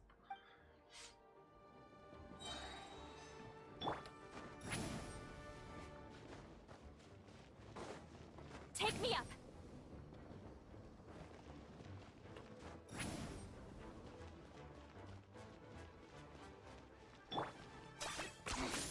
Points for agility. 20.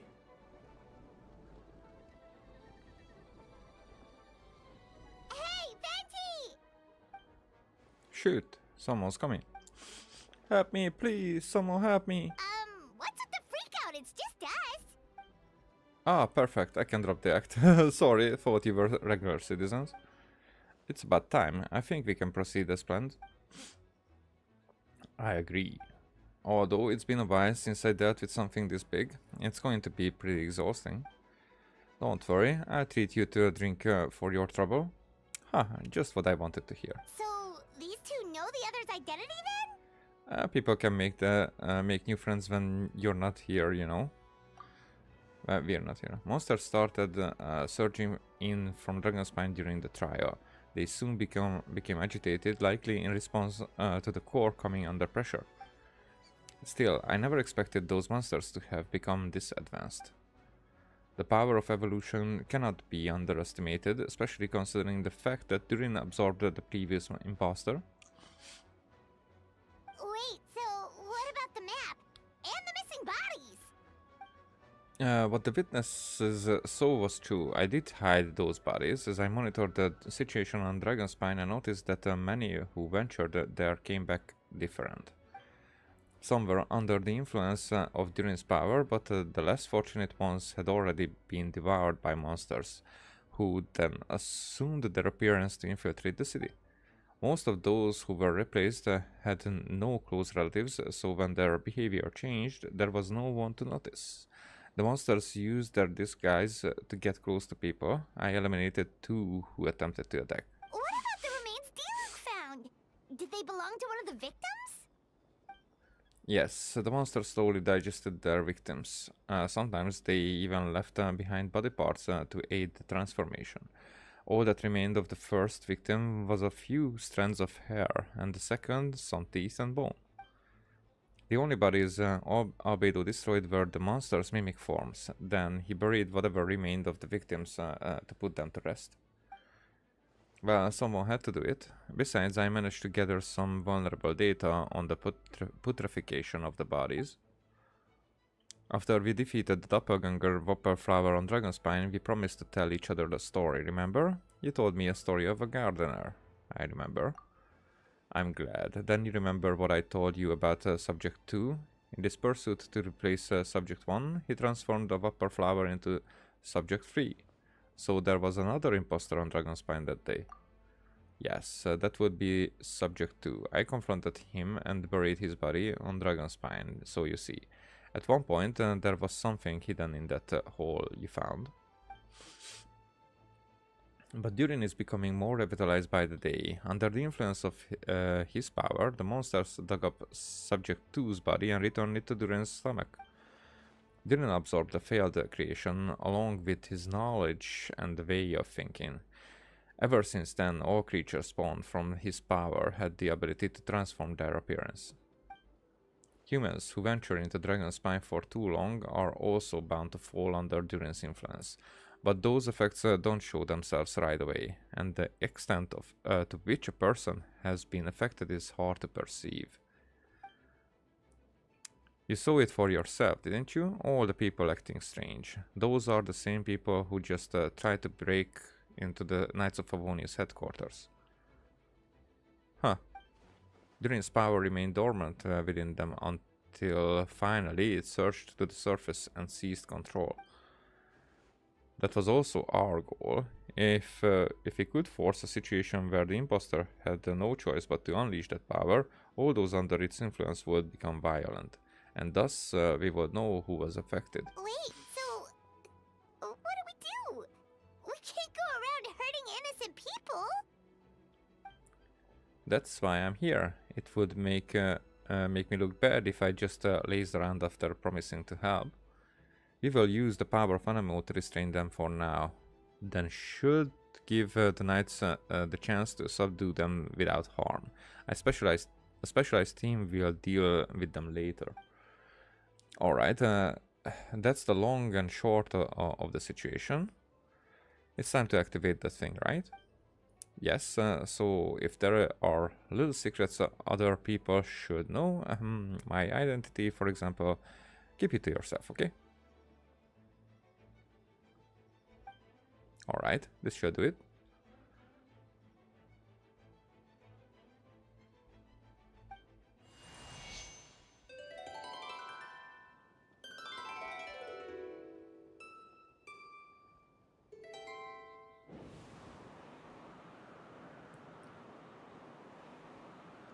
Wind currents?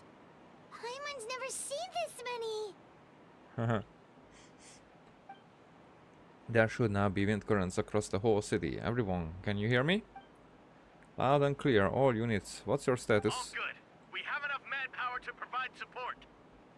Requesting assistance at the side gate. Heading over now. Whoa! It's long-distance wind communication! How is that even possible? It's all thanks to Lord Barbatos. With his blessing, we will succeed in defending our city. Actually, if you face away from the current and whisper like this, no one can hear you. No wonder you're crouching down there like you have something to hide. Because he has something to hide. You didn't have to broadcast that. Huh? That voice. Venti? Is that you? Oops. You know, just a wandering bard calling for help. Thank goodness Traveler Paimon and Albedo found me. Got me out of a tough spot. Alright, now that you're okay, we should check on the status of the other areas.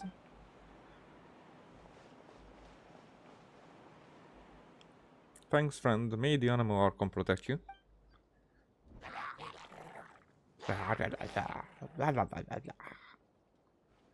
I've got things covered here.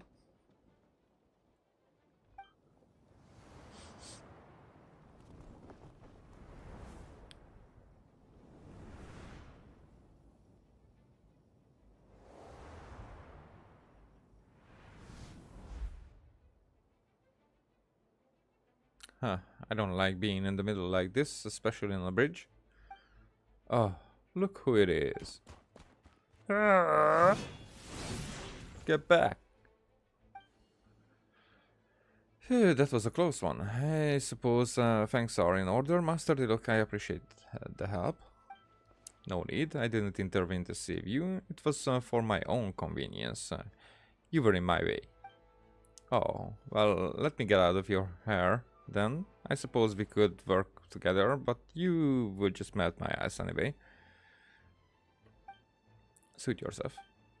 Haha, alright, tell me, why did you notice, when did you notice something was off? The first trial? Because of the fake Herta? No, because of you? Me? What did I do? My defense wasn't passionate enough? No, you weren't nervous enough. Tell me then, Master Look, when do you think I actually get nervous? I suppose we'll see, won't we? Monsters incoming. Heh, on second thought. Best not to think about it.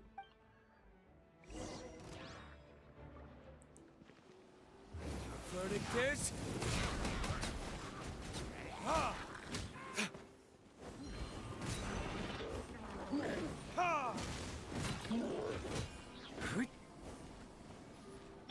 Oh, so sorry. Freeze!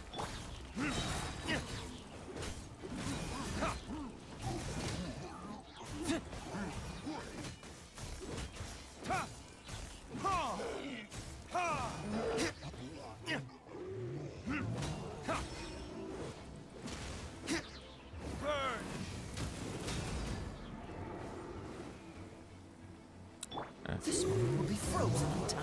Cool it.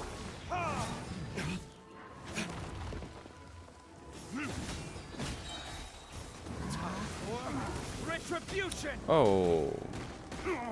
You freaking jumped away from my ass. They're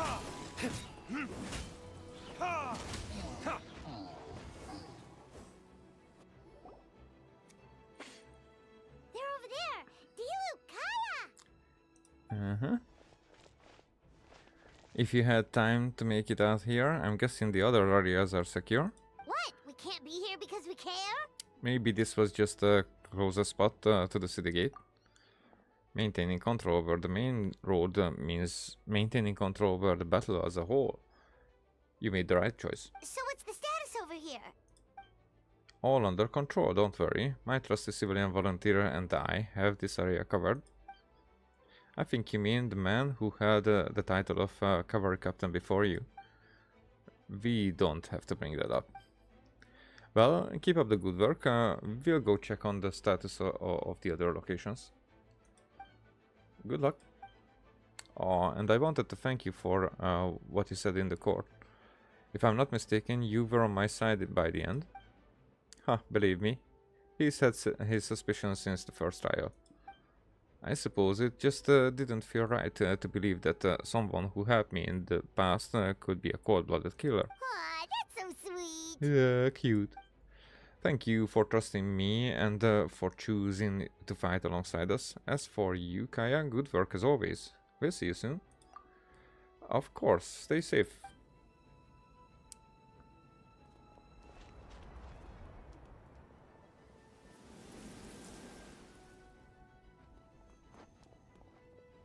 Uh-huh.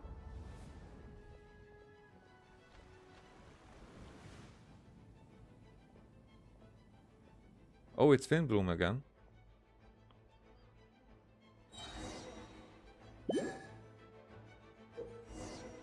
Get close to the injured Knights of Favonius and use Barbara's elemental skill to heal them.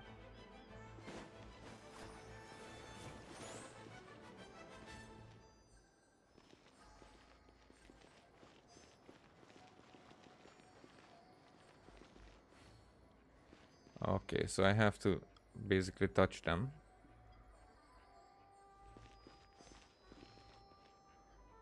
I'll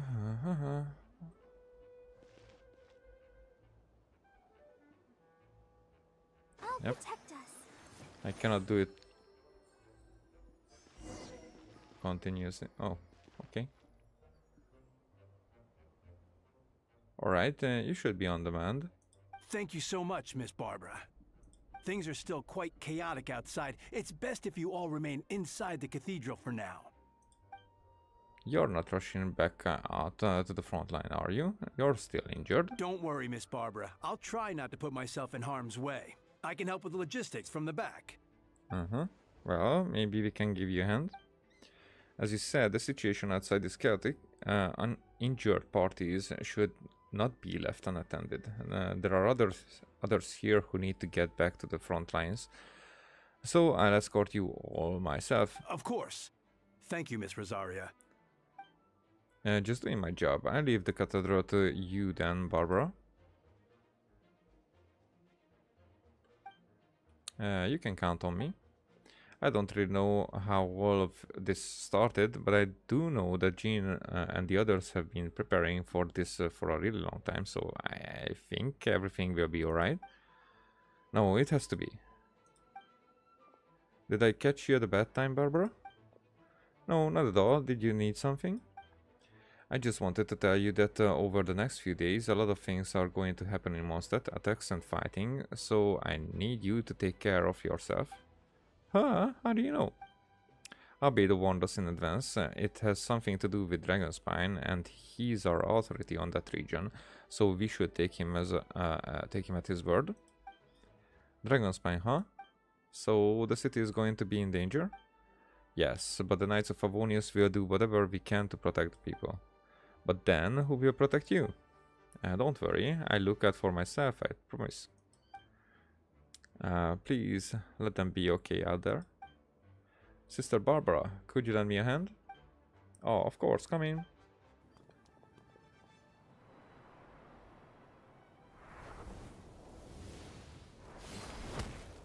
Oh, that was cute.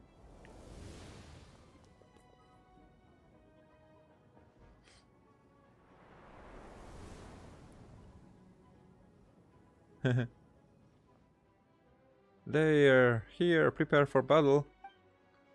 On guard, everyone. Incoming monsters at 11 o'clock.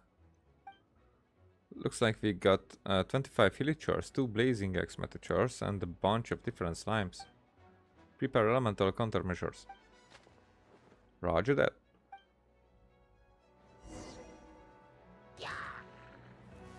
Yeah.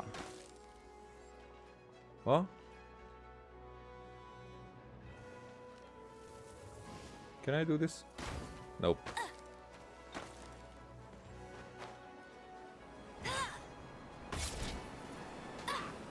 I wanted to do this. Wait, charge attack, right? Do I not have the necessary skills? Final warning.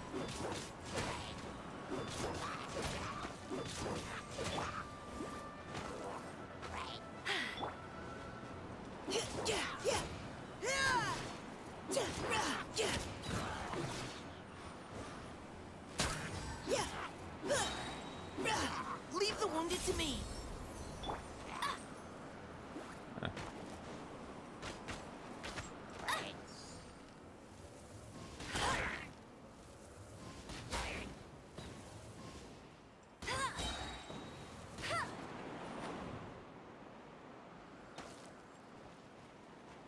I'm not good at with these guys.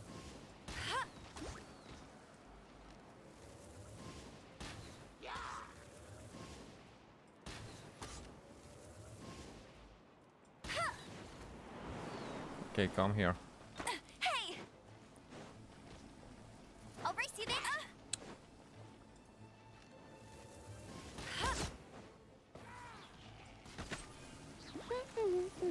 Let it rain.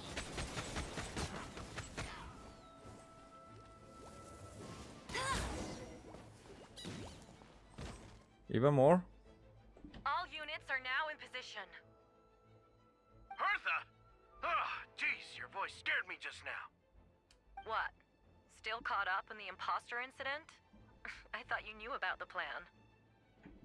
Well, after you up and disappeared one day, all Master Jean told me was that you'd be gone for a while on an important mission, and that it'd be better if people thought you were dead. And? And then, what do you know? Someone who looks exactly like you appears out of nowhere 2 days later. If Master Jean hadn't told me about your mission, I would have fallen for it hook, line, and sinker. Huh. Yeah, that's quite a scary thought. I get chills just thinking about it. A monster replacing someone close to you and you're none the wiser. Don't worry, once this is over, those monsters won't be a threat to us again. Beto, are you okay? The trial wasn't too hard on you, was it? I'm sorry I couldn't be there. I was so worried. Same here. I thought it was all real at one point. I was in complete shock. So you didn't know, Amber? Then it seems Eula did an excellent job at keeping the situation under wraps. And no need to worry, you two. I'm no worse for wear. That sounds like Eula, alright. She's like an impenetrable wall, that one. You're not getting a secret out of her. Yeah, for sure. She's someone you can really count on. Yeah. Wait, so how did you decide Hertha should disappear again? After all this fighting, I can't seem to get it straight. Huh? It was Kaya's suggestion. He said that the plan would work best with someone well known and reputable without being too high profile.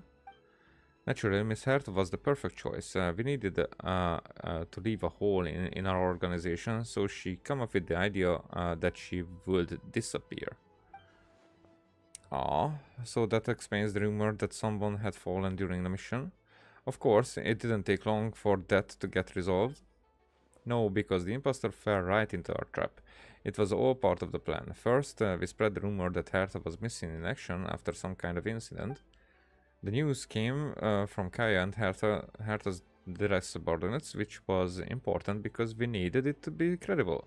The imposter saw the gap in our ranks and couldn't help but take the bait.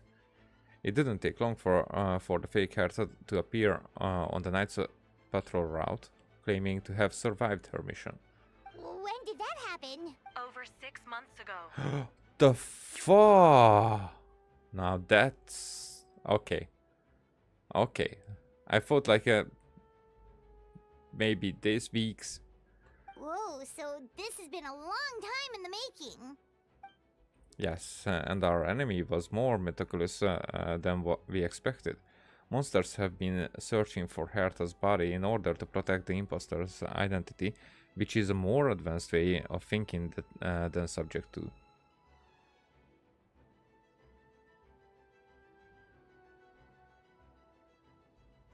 Huh. So we had to wait long enough to convince the fake Hertha that she had our trust. Furthermore, we needed to give her time to gather evidence against me and convince herself she had enough to strike. But how did the Knight's internal information even reach Durin and his monsters?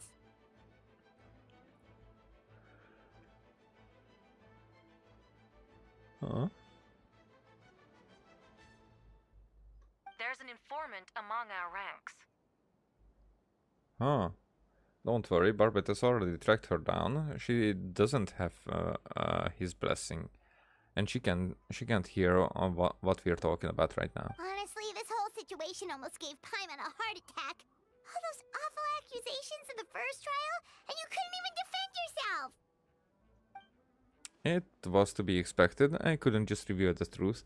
It had to be at the right moment, or it would have given the imposter even more fuel to use against me. She would have demanded to know how I knew about Dragonspine and the monsters in disguise.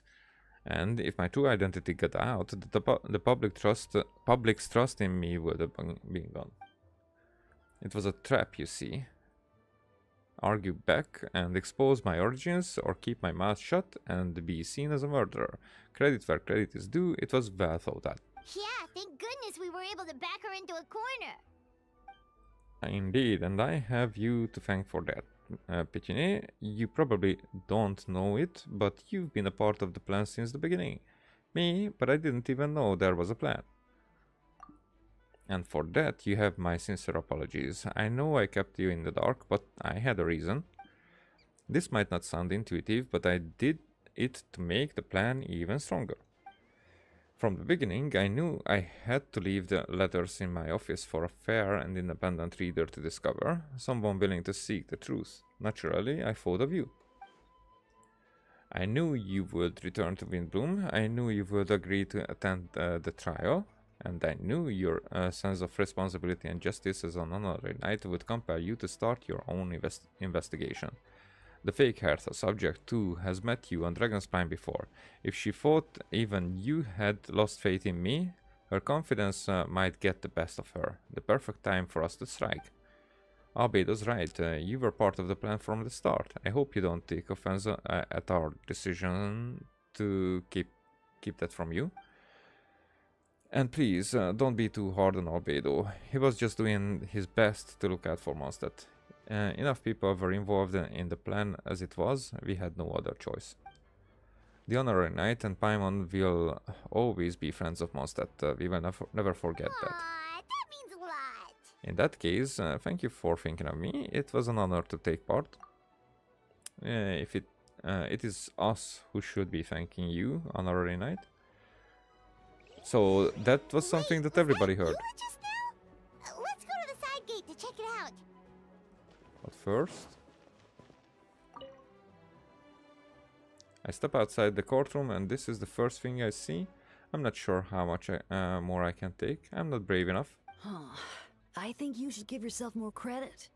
You were brave enough to sit through the trial despite the nature of the allegations. That takes strength. Deacon Dahlia? I didn't see you there. Apologies. Rosaria asked me to come. With Albedo running around protecting the city, she was worried you might be alone. At a time like this, 2 is much better than 1.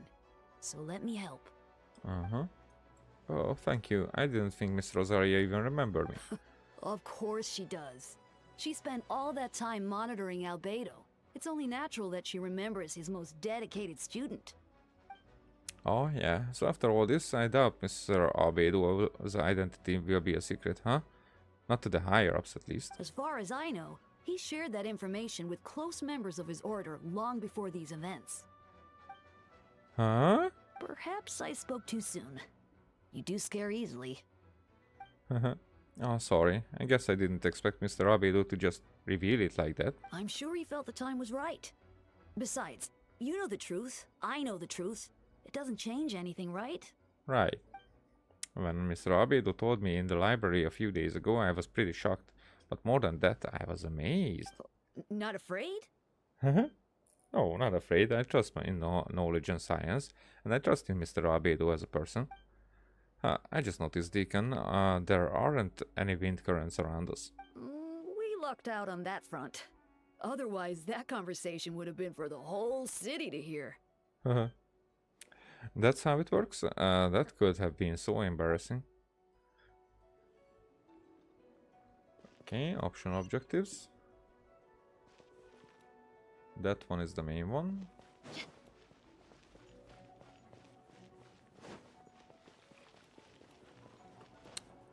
Yeah. Diana! Ah, these darn things are more annoying than disgusting booze hounds. Albedo Piccine, if you run into anyone who needs a safe place to wait this out, feel free to send them to the Cat's Trail. I'll be here to watch over things so the tavern will be safe. Thank you, Diana. We'll be sure to do just that.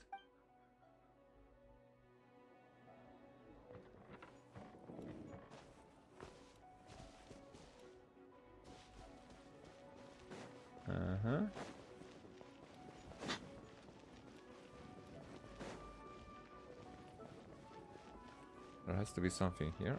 Yeah, you guys. Gotta say, when I saw you on the side of the road, I thought you were hurt. Not about to whack me in the head. Oh gosh, I'm so sorry about that.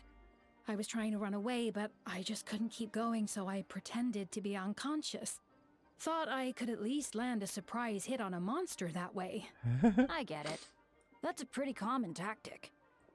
Oh, Traveler, Albedo, you're here. If you're looking for somewhere safe, head to the Cat's Tail. They only sheltering people there. Anyone who needs help is welcome. Got it. I'll take her there right away. Yep. So these are not fighting, but just like talking missions.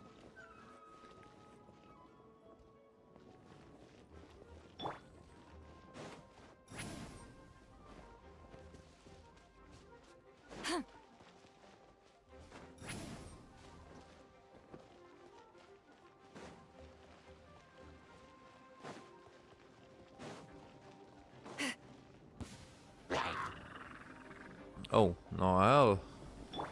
Leave it all to me.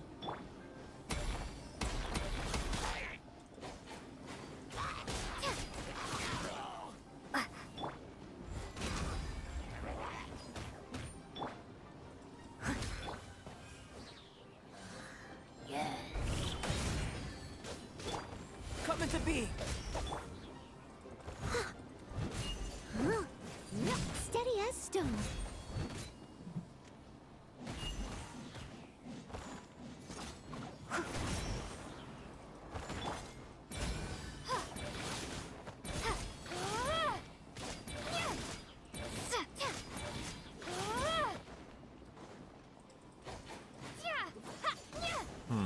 So I'm not shooting the way Burst forth. I usually do.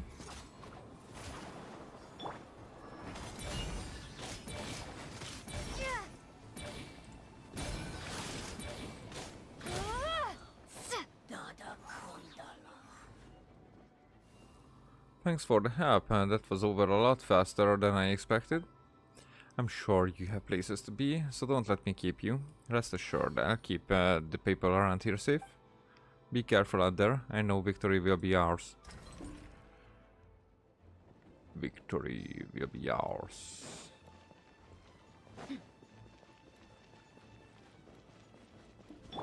Take me up.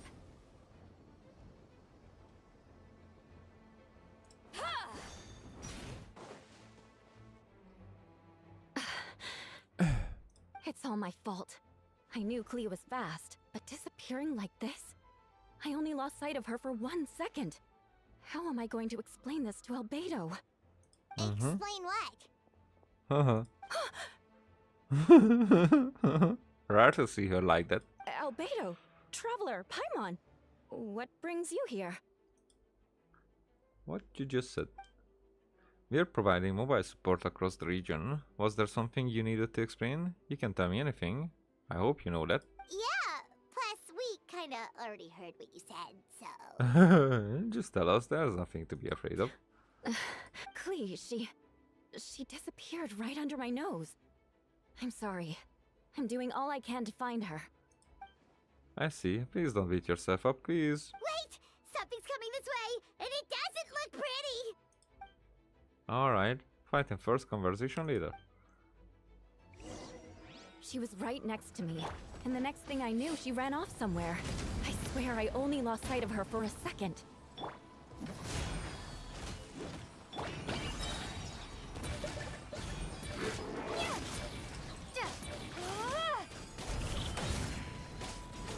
Shut her!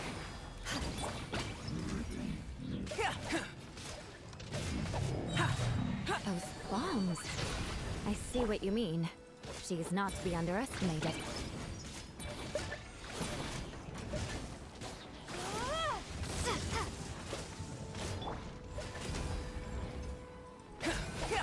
Crush!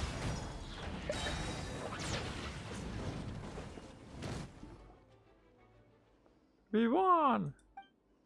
Great work, Clea. I'll be counting on you to protect Yula next time too. Albedo, you can't be serious. No problem, just leave it to Clea. Are you going to on patrol, Mr. Albedo? Clea heard you went camping for a few days, and these monsters followed you back home. Camping. Ah, right. The truth isn't suitable for little ears. That's right, so I need to report back to Master Jean to settle my expenses. If you have some time, I'm sure Yula would be grateful if you escorted her back to the headquarters as well.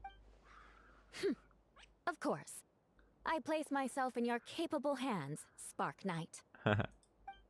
It would be an honor. Cleve will do her best.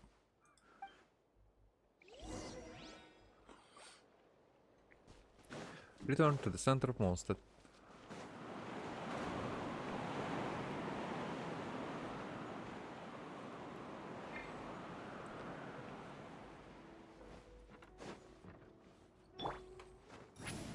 Hello.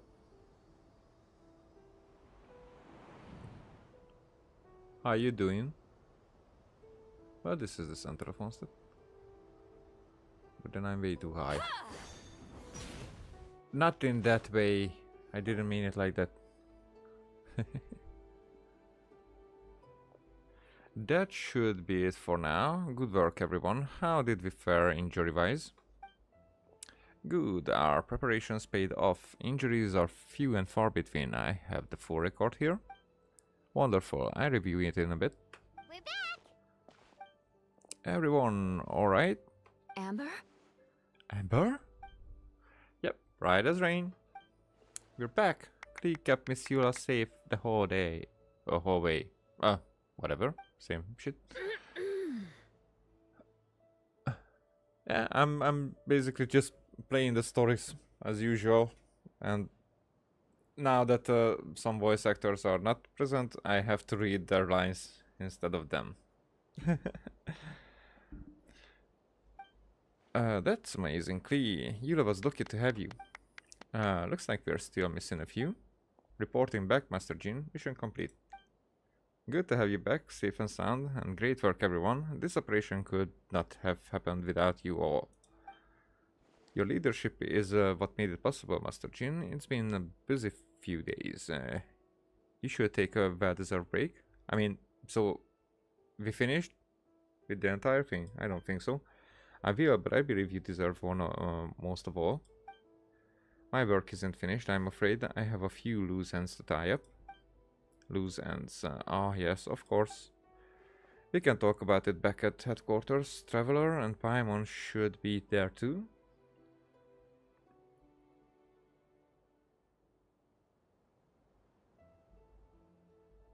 I mean, I enjoy the story. I will not just skip it. So, you know, English is not my first language. So this is kind of a way for me to practice this entire streaming and commentating on it, commentary wise, whatever. This is for me just learning the language better. So, and recording my travels here in the Genshin as well, because you know I will not ever like restart this whole thing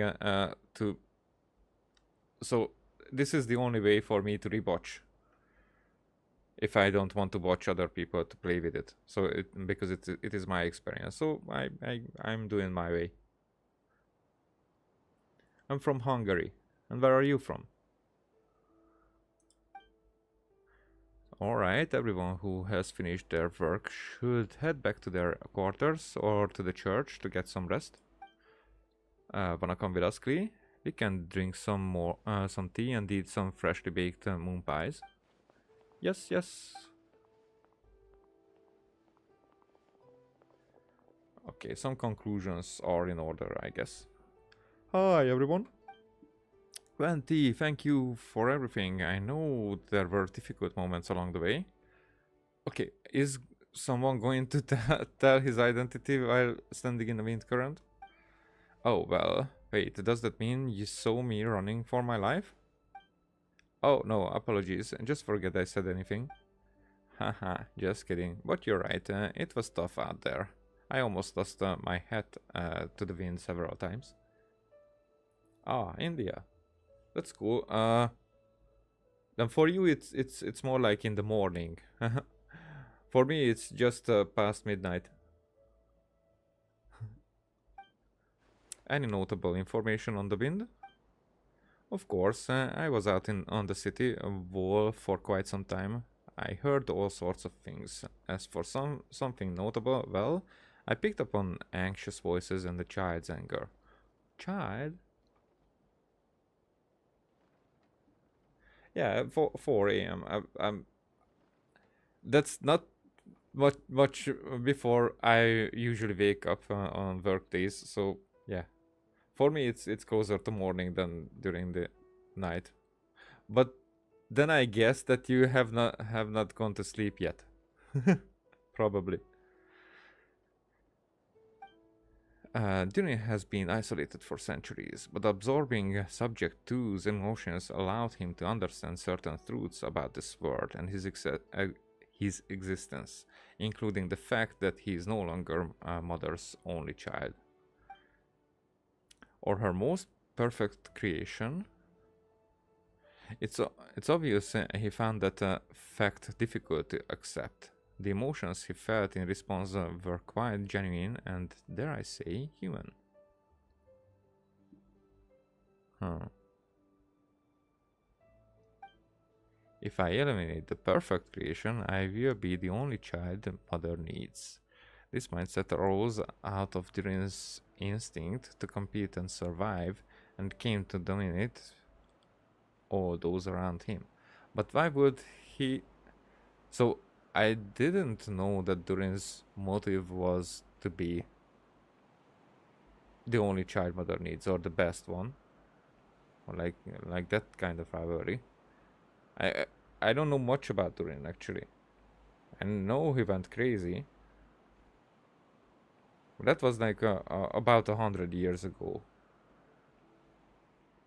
Huh. Oh,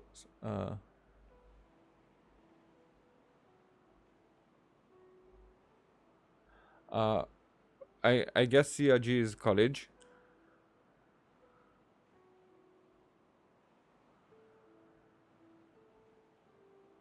Yeah, right now I figured it out. It's the CRG that I wasn't sure.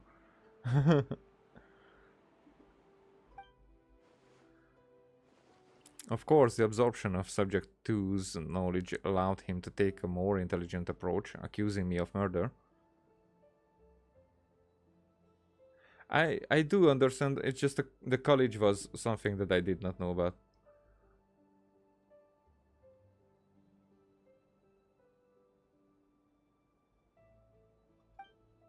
In the end, however, Durin still lacks sufficient social intelligence. Ah, maybe that's the reason. The fact that his army even got this far is a miracle. Oh, no wonder Venti sensed a child's anger through the wind. So was Durin just a kid? I mean, according to Simulanka, that dragon there was very much childlike.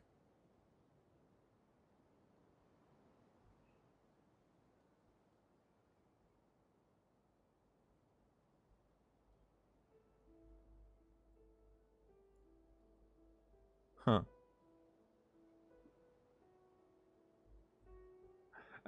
How much deep are you in the Genshin lore? I'm curious.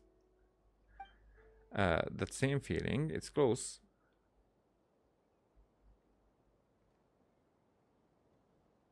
It's close. Someone is going to Phonia.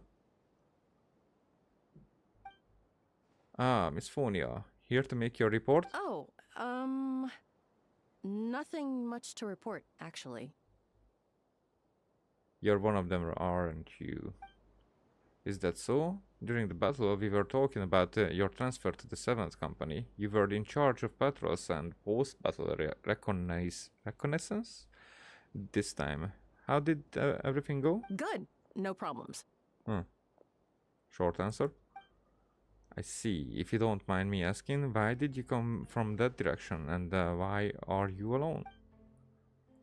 Did you think we were still meeting at the side gate? There was a change of plans. We sent the message over the wind in the last few minutes of the battle. There were a lot of changes during the operation, but I imagine you missed those as well because you're under Durin's influence, and you have been since you You have been since your trip to Dragonspine over 6 months ago. Huh? No accountability, right? Means leave. I follow Ashikai, and my name is for now. I mean, my name is for now. Style is not really. My Ashikai is really good. Minsleaf is cute and strange, but not my most liked. Ashikai is the best one, I think. And the Chill with Esther was really, but she's not doing much nowadays about Genshin. She has other stuff, but I wish her the best.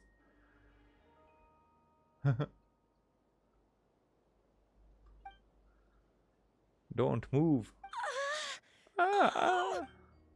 Let's continue this discussion back at headquarters. Don't be scared. I figure out a way to free you from his power soon. Well, I have. It's just I keep it very close, personal. So I only have people there whom I know in person. You know. So I'm not really that socialized, even though I'm making videos or streaming on YouTube, but I'm really, how do you call it? Because it's not,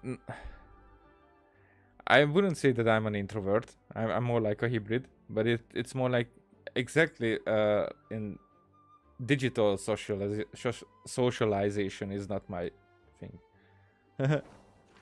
Oh, I'm chilling. Don't worry about it. Hey, Jean's not there. Oh, she is. Whatever. Alright, the others are looking after Phonia. Please tell me you can help her. I can, as long as the rest of the operation goes well. Wait, the operation isn't over. What do we do now?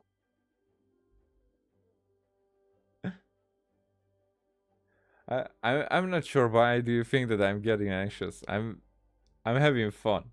And rarely have people to speak while I'm streaming. So yeah.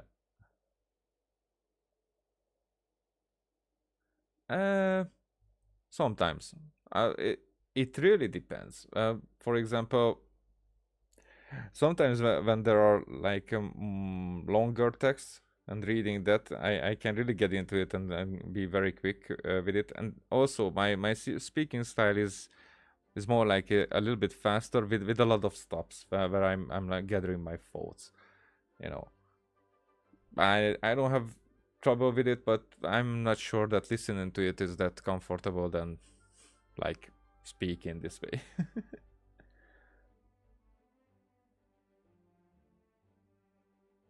Yeah. Okay, wait, the operation, is it over? What happened next is more of a personal project. I've consulted Venti about the possibility of calling a tripartite conference. Ah, yes, that's a relatively new tradition. Grandmaster Varka came up with the idea a few years ago. But not after he left, I guess. So it has to be at least 4 years. That's because I was living in the UK for a while. But actually, I take it as a compliment. I still remember when he approached me about asking the lovely ladies of the Hexen Circle for a small favor. The chumminess caught me off guard. If I hadn't known any different, I'd have thought he was taking about his older sisters or something. Older sisters? Is Varka really young or something? Nope. I wouldn't exactly call him young, but he's not old either.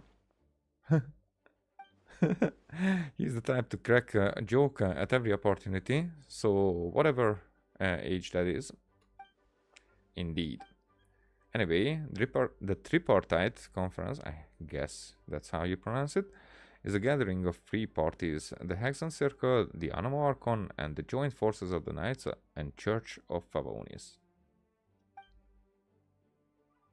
Lord Barbatos was able to facilitate a meeting between Varka and the mages.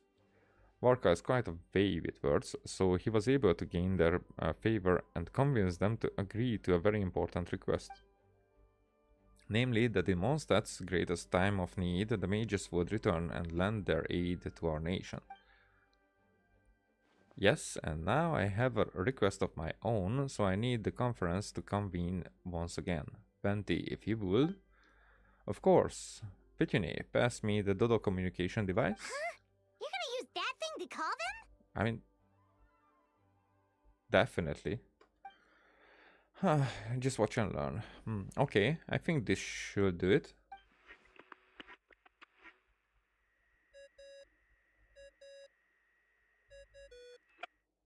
What's that ringing? Is it the wind or something? Hey, it's Varka. Hold on, that's not the right voice. Wait. Barbados? Haha. Well, you were quick to reveal his identity. Varka? Grandmaster? Oops, I put in the wrong number. Sorry, Varka, you're probably busy right now. But considering I'm surrounded on both sides with a group on my tail looking to turn me into mincemeat, yeah, I'd say so. Ah, yes. Well, have fun with that. We can talk some other time. All right, pass along my regards. Oh, and I still owe you for those drinks, don't I? Just take it from my stash. I keep it in... Hey!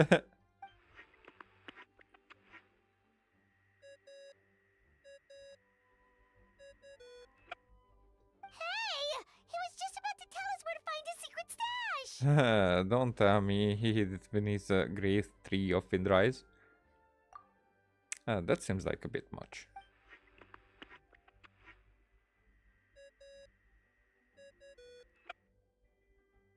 It's not Chan.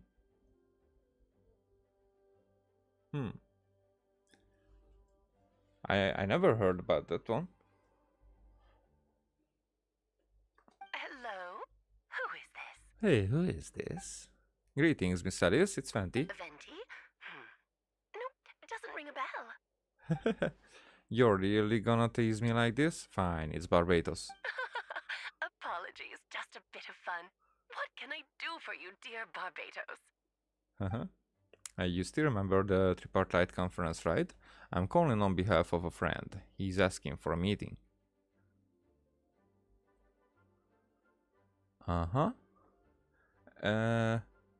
Does she do the voice of anyone in Genshin or someone in some other games?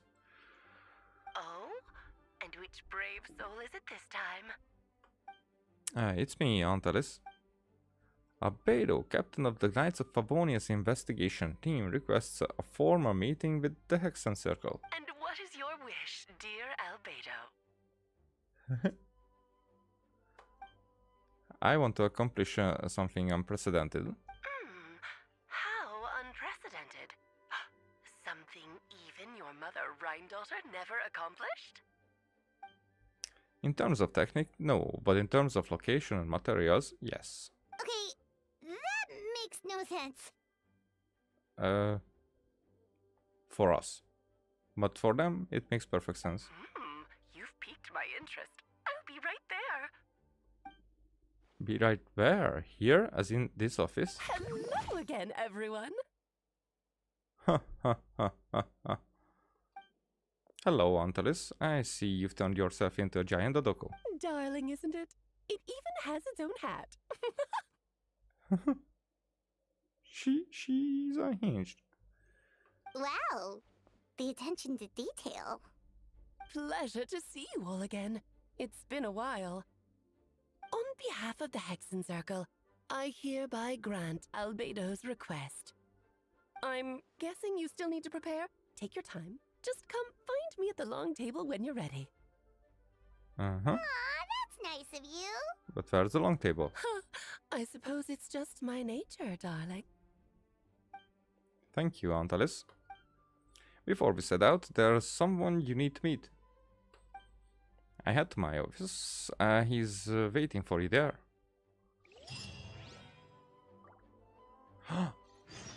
XP.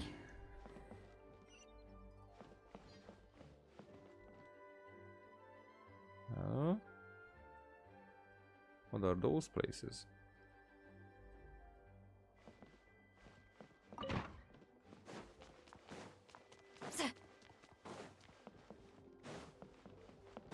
Who's gonna meet us? Who's gonna be the... Hey, have you ever wondered why Albedo always keeps his office closed?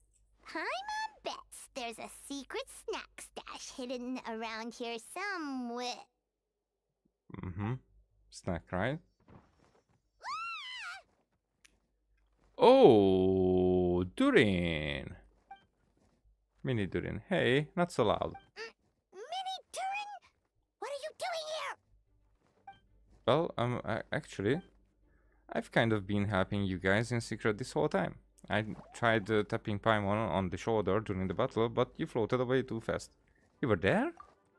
Yeah, I've been in Mondstadt for a few days now, but I've kept myself out of sight. I thought people might be scared of me. Oh, don't worry. We aren't scared of you. Haha. Oh, she voices NPCs. And actually, the one who voices Tubby, and amongst of those who voice NPCs, the one who voices Tubby, and what's that Meluzin's name? Who works in the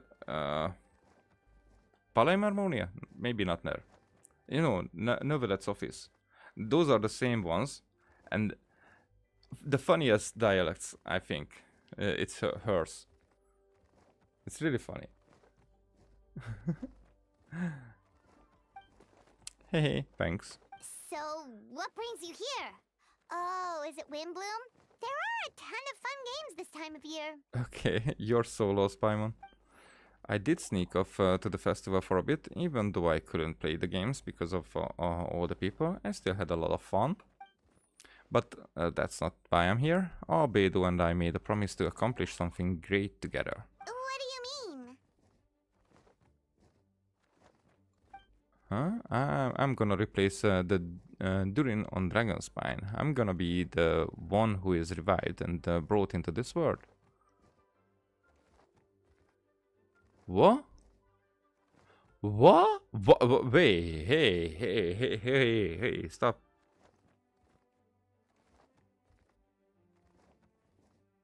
That's a sentence. What the fuck? Wait, didn't that already happen? You left the storybook world, and now you're here. I don't think that's what they mean. Sorry, I should be more specific. Albedo said he can use alchemy to turn me into a human. Oh. What? Human transmutation. So you're Albedo's intended subject. Yeah, he's been working on it for a long time. And that's what you want, Mini Durin? To become human? He probably does. I don't know if a want is the right word. I don't even know if there's a right answer in the situation like this. I think it's going to be better for him though. But I do know this. I have just as much of a right to this name. I don't want to lose to the other Durin. Becoming human isn't as simple as just changing form. I know, Albedo talked to me about that. He said the Durin on Dragonspine is a lot more aggressive and primitive, almost like a beast. But Mom created me in a storybook. The pure parts of me can balance out the evil parts of him. If I'm honest, I don't know what that will look like. If I can still be me once I became one with that part of him. Maybe without a complete soul. There was never really a me to begin with. Albedo said these kinds of questions are normal. We're all just trying to figure out who we are. And he's right about that. But I'm not afraid of change. I want my life to have meaning, and suppressing an evil dragon becoming human all sounds pretty meaningful to me. So don't worry, no one is forcing me to make this choice. Well, turning you into a human sounds like a huge project. No wonder Albedo wants to get the mage's approval. Yeah, I'm really grateful to him. We're kind of in the same boat, you know. Albedo told me he's the Kryder Prince, a synthetic human, and if this works, I'll be one too. He will be the only two. We will be the only two of our kind in the whole world. Alchemical creations allowed to live in human form. I'm playing on the European server, of course. I'm in Europe, so that makes sense. If all living things are grouped together by species, and there's only one other person like me in this world, I guess that makes us family? Huh. It's a nice way to look at it. Definitely. You've just gotta trust one another. Actually, while we're on the subject, does your friend Hawkeye know about this? Yeah, I told him I was coming here to fulfill this duty. He didn't try to stop me, just told me to get a move on. Yeah, that's like him. He didn't say it outright, but I think he supports my decision. Maybe he even thinks it's a good idea to go through with this. I'm a little scared, of course, but excited too. Anyway, I'm really glad I got to talk to you at a time like this. I feel a lot better now, so thanks. Okay, tell us more. I'm feeling a little nervous, but also kind of, okay. But don't worry, I can cope. I gotta do my best to stay in a good frame of mind, so that Albedo's plan can succeed.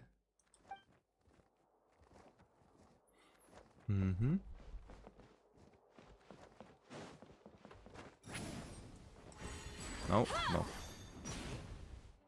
Where are we going?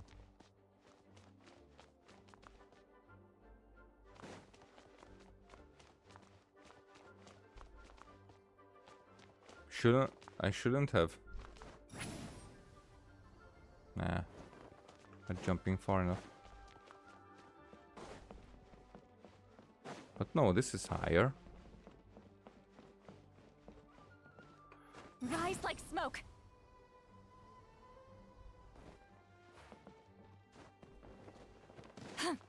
It's inside, right?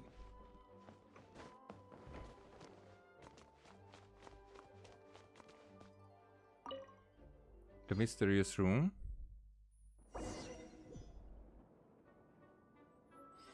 Your party configuration cannot be changed during the Hexen Circus trial. Please choose a suitable party in advance. Uh-huh.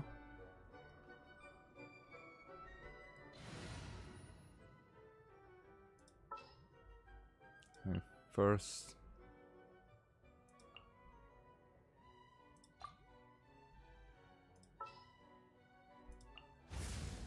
Ready to ride. Oh, I did not expect that it will fuck things up like this.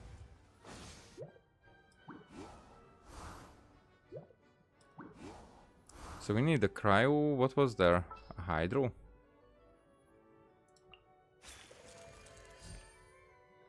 Well, It's time to pull the let's trigger. use you.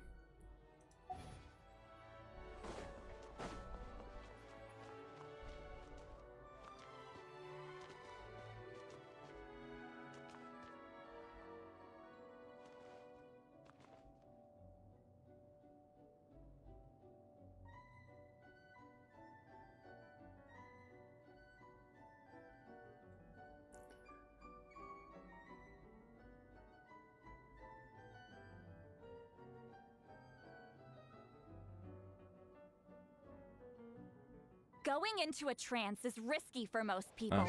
Shut up. So...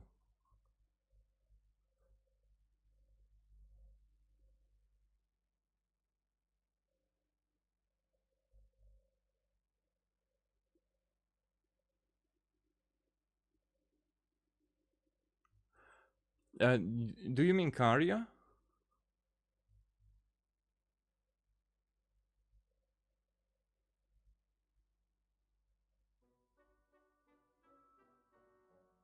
But that was earlier.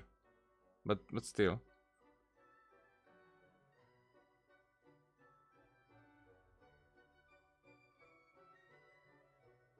I'm not sure what do you mean by that. So I read it up. So Well, he doesn't know the whole nation filled with people like you, Durin.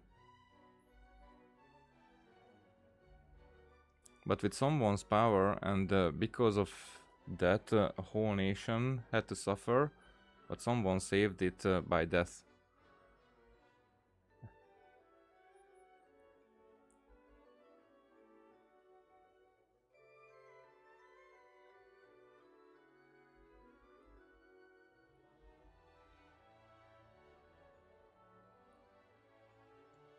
Hey, I have an achievement. So don't get.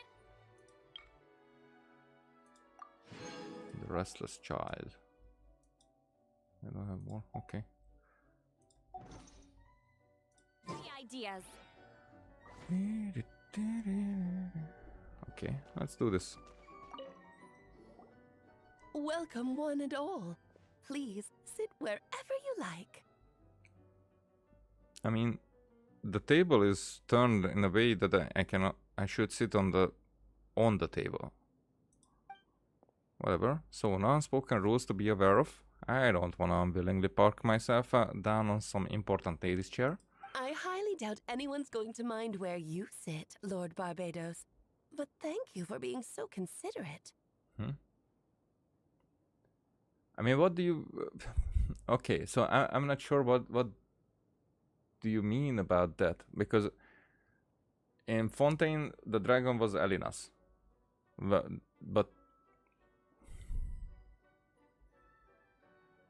in Fontaine, there was nothing about Durin. Oh, you mean... Oh, but those guys were not...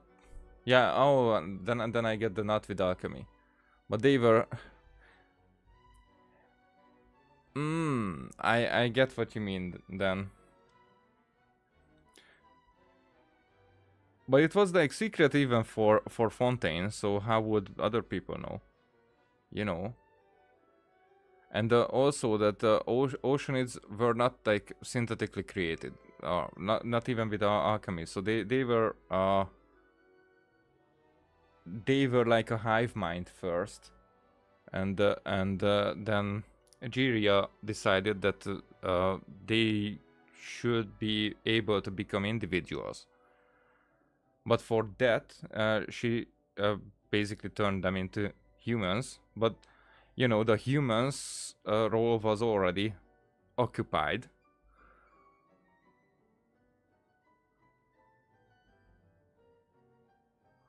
But I get that we are talking about that, but I don't get why is that relevant here?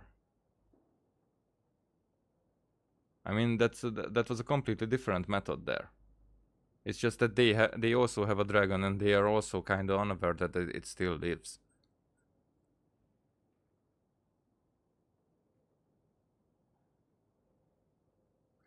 Like, also, the other thing is, if you look at each nation, they almost have the same story,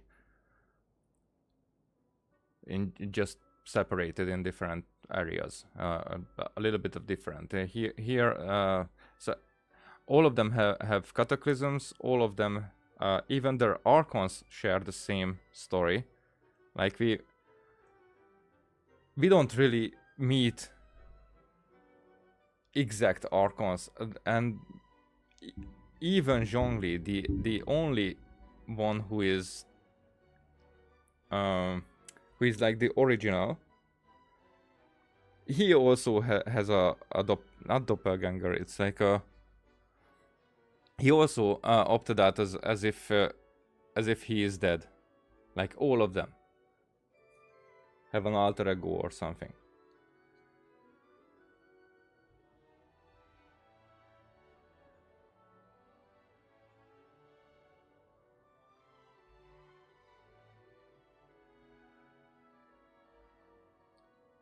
Yes, we know about that.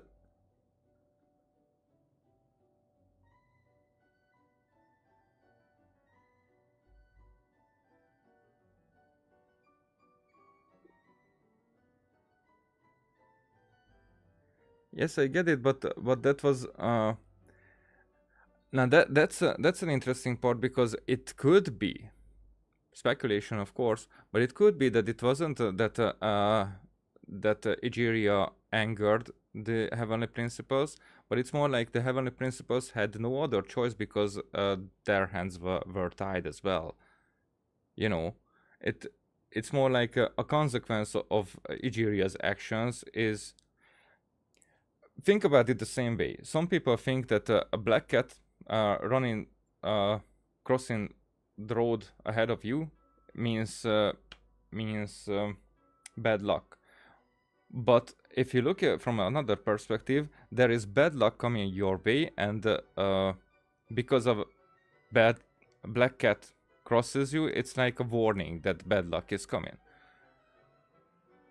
And in this allegory, think of the black cat as the heavenly principles. You get what I mean?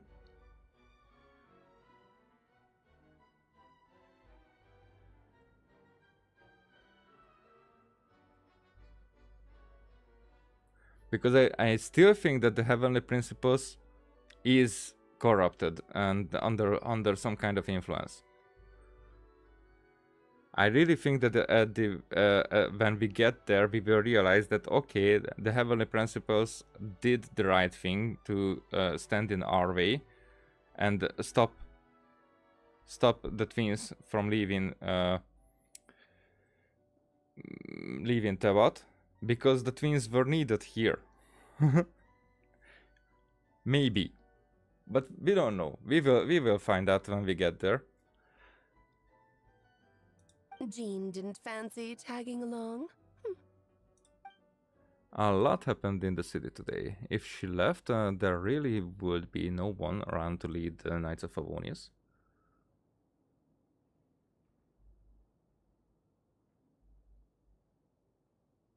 I mean, we know that she wanted to be that. We know that at least one of her experiments went wrong. That's Durin. But we don't even know that in Candia what actually happened.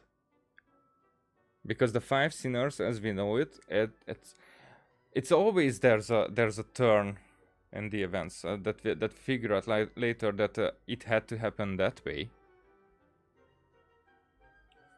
And I expect that Rhindotter's role in Candia wasn't ill motivated.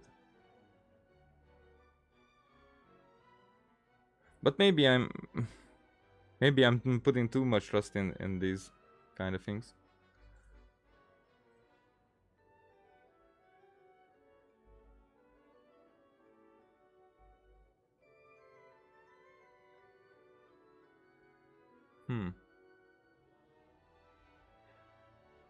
I mean, I don't know about the permission to change Durin into human,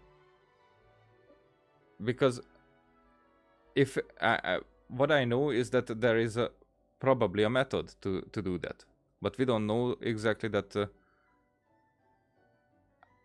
At this point in the story, we don't know that it has any permission. It could also, like, if it happens, anger the heavenly principles. I mean, she or they are due to wake up at some point, and I would guess that maybe they are also actually awoken already.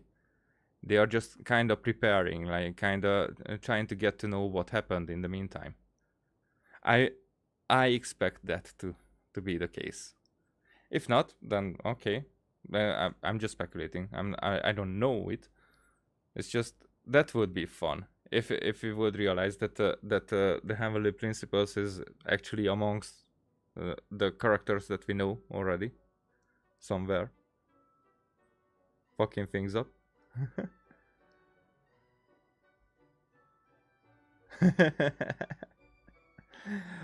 I like it that way. You know, it's Genshin is typically very good in that. Even if you watch different theory makers contents, then you will find out that they overlap a lot of times and they contradict each other a lot of times. But if they make you think, make you create your own thoughts, then that's a good thing.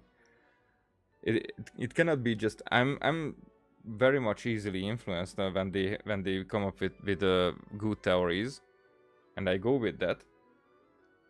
But sometimes, I mean, a lot of times they are not right. They are just like shooting in different directions, and something hits eventually.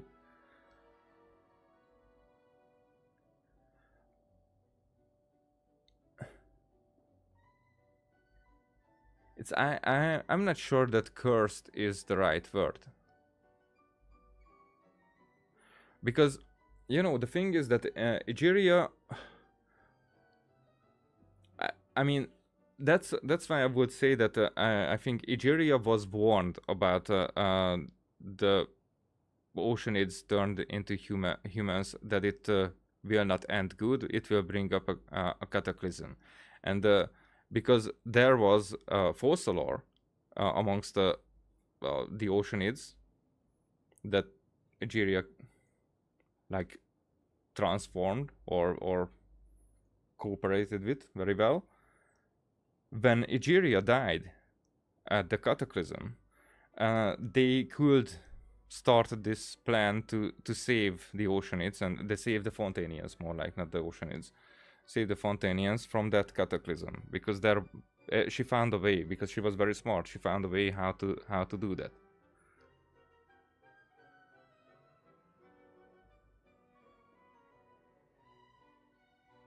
But it's more like what I'm saying. The important word here, what I emphasize, is that she was warned, and warned can be interpreted as a threat, as well as a like trying to save them from that outcome. And I think both it could be that both is true.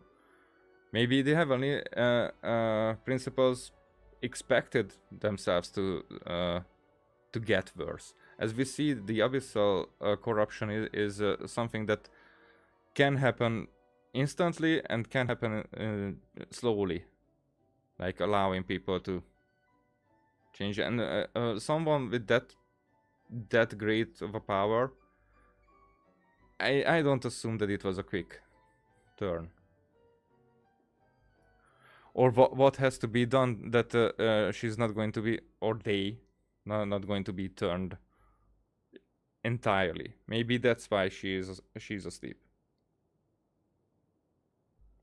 But I'm still also vaguely connecting all that to the samsaras, because that could be that the great samsaras that are happening in Tebot, those are connected to someone that could be the heavenly principles, or the primordial one, or someone up there in Celestia, or a godlike creature, to be on the verge of death, like it was in Sumeru. You know, it was how the chick was called, who was dreaming the whole thing, but almost died.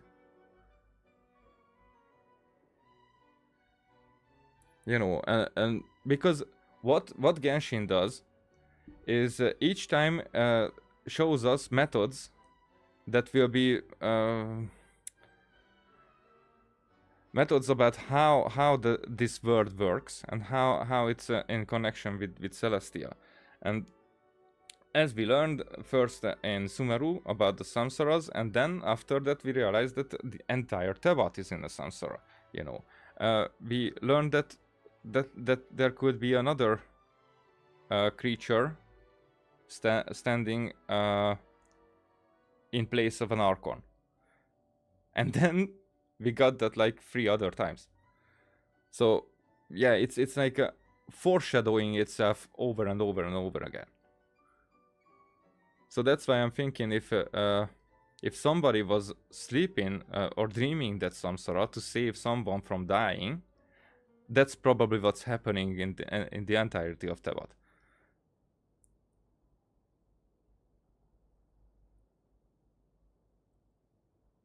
Yes, that they interpret it as a curse. I definitely get that. It's more like I'm not sure that it's actually a curse.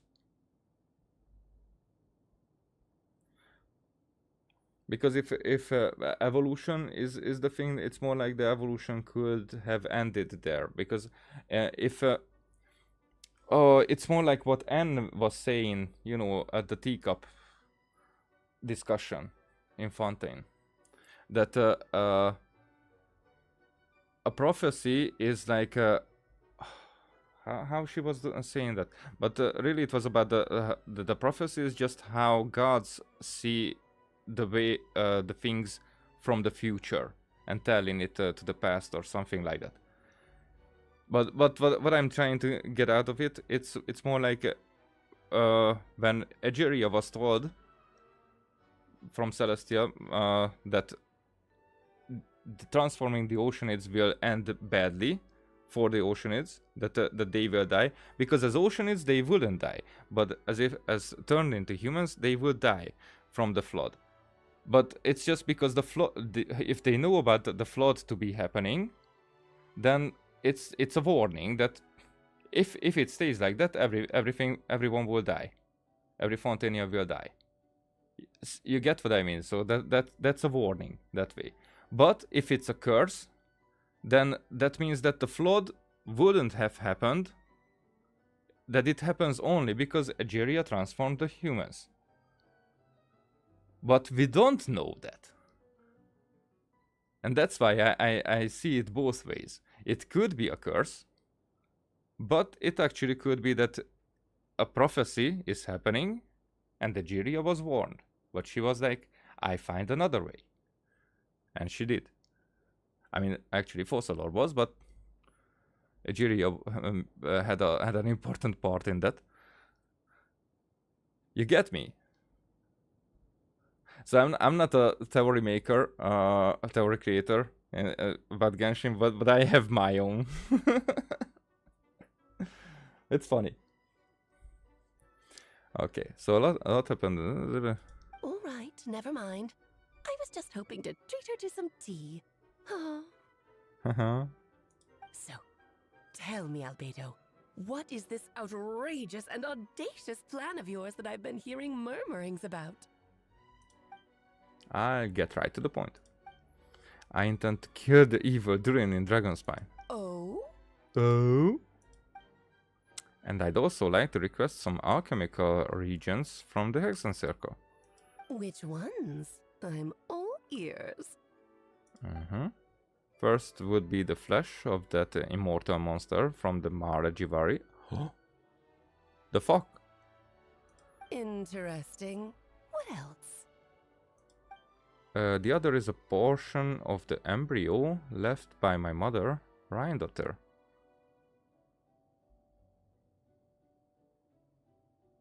Okay.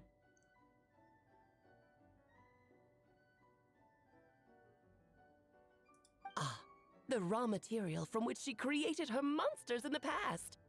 There's not much of it left. Dragon blood, monster flesh, and embryo. Sounds to me like a formula for creating life. Oh, she knows exactly what it is. Correct. Durin's heart has continued to beat ever since the day he died. That means it's just a matter of time before he eventually returns. It could be centuries away, or millennia, but the day will come. I've spent years investigating in Dragonspine, so I'm well aware of the danger he poses. He has already posed a considerable threat to Mondstadt at less than half of his original strength. There's no telling how dire the consequences could be if he ever regained his full life force. Hence, if we want to be free of the dangers posed by his blood and limitless vitality, we must find a way to eliminate Durin entirely. Unfortunately, Durin is a special entity. Even after death, he could reawaken at any moment. Any moment? You mean that in any moment that we are not aware of, but not like in any moment. It has to have reached a certain point.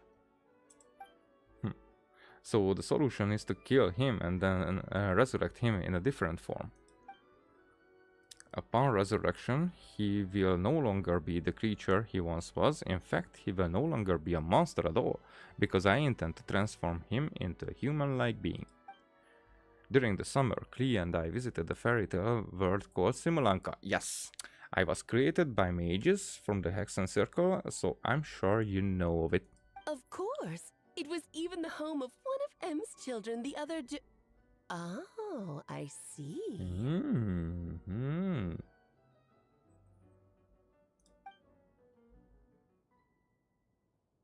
It was during the journey that I learned with certainty that Durin would return to life one day.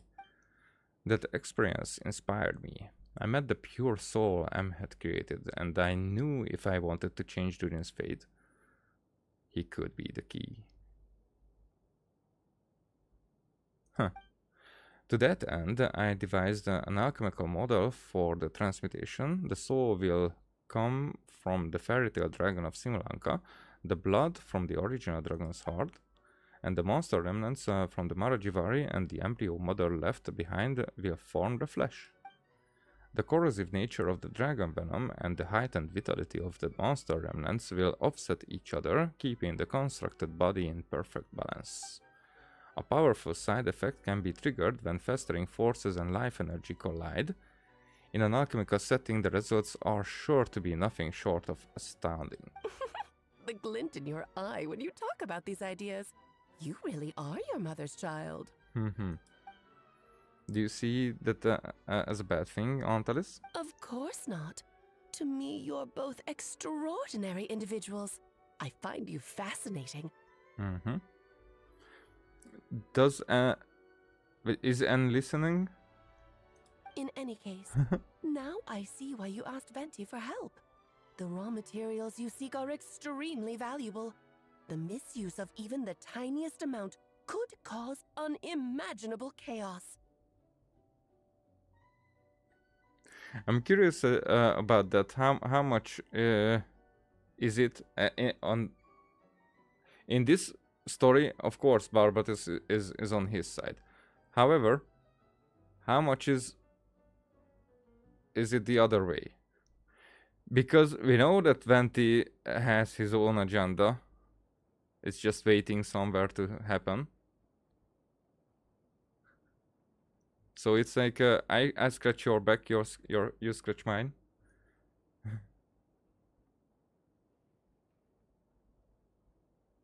I mean, I'm kinda thinking about that. I can really see that the Hexen Circle, certain members of the Hexen Circle are above gods even. Either reached that point or were always.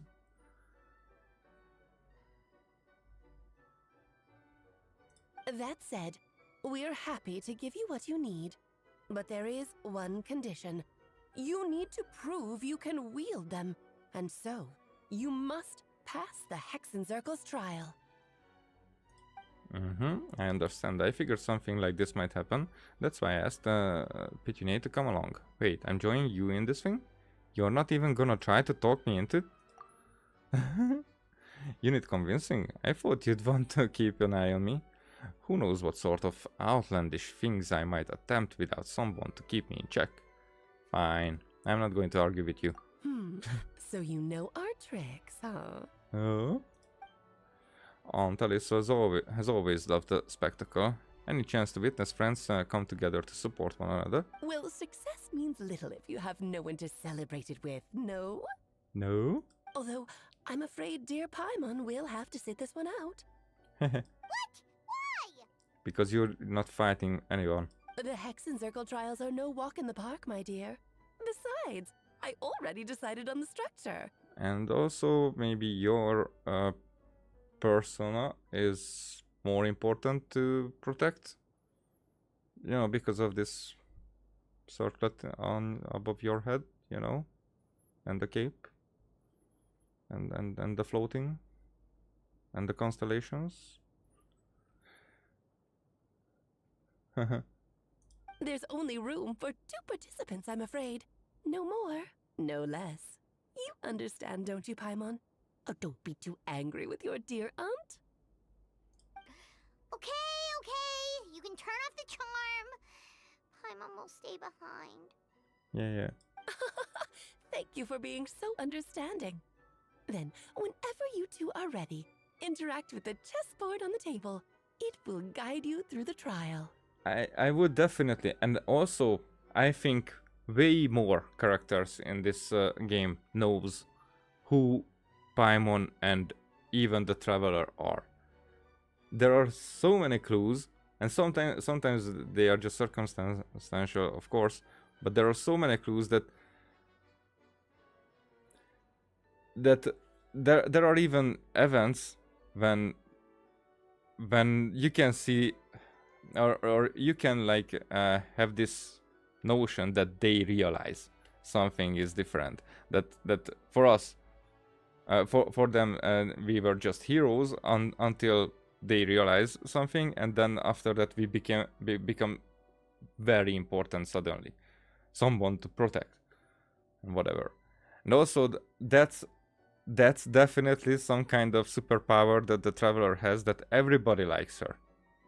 Enemies, still, she doesn't really have any enemies.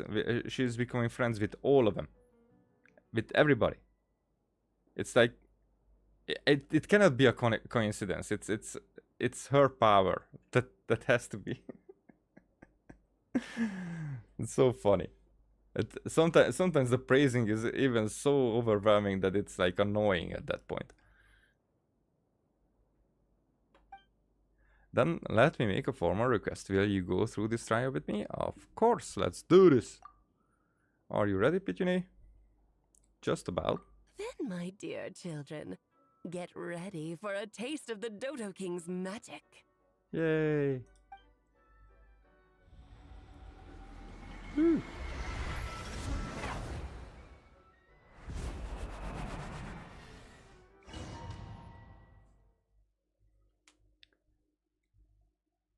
And then we were small. It's certainly in keeping with hex and circle modalities. We've been shrunken down to chess piece size. Even smaller. Okay.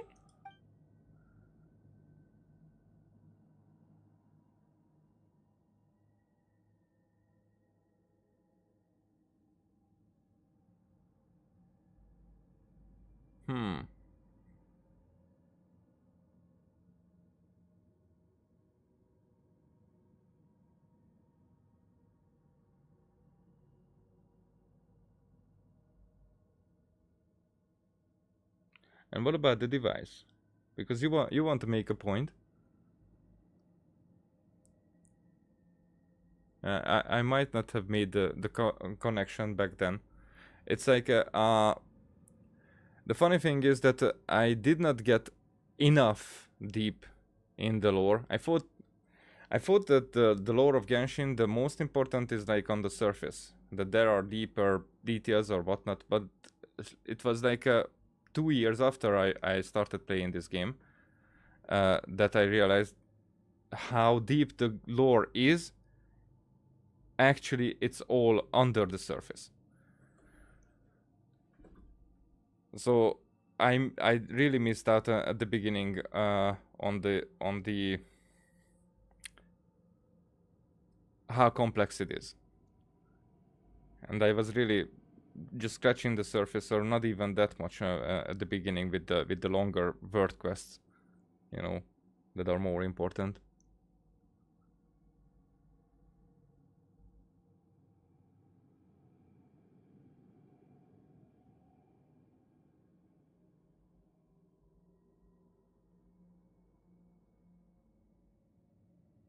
Yeah, I remember that.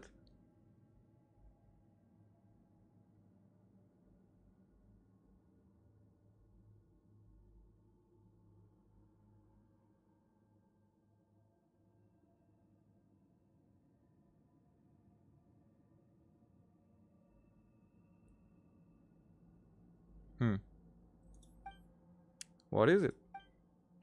Nothing, it's just Paimon's voice is even louder than usual now, yeah, I mean, this size. She's always so energetic and lively, nothing can dampen her spirits. Don't worry, you'll be back with her again in no time. You sound pretty confident, Albedo.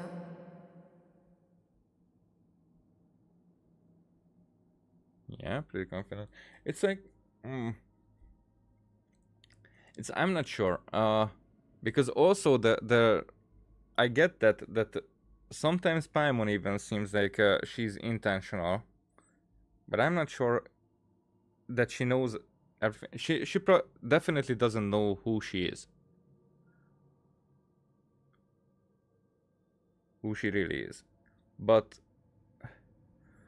I think her original persona is still there and leaking out, you know.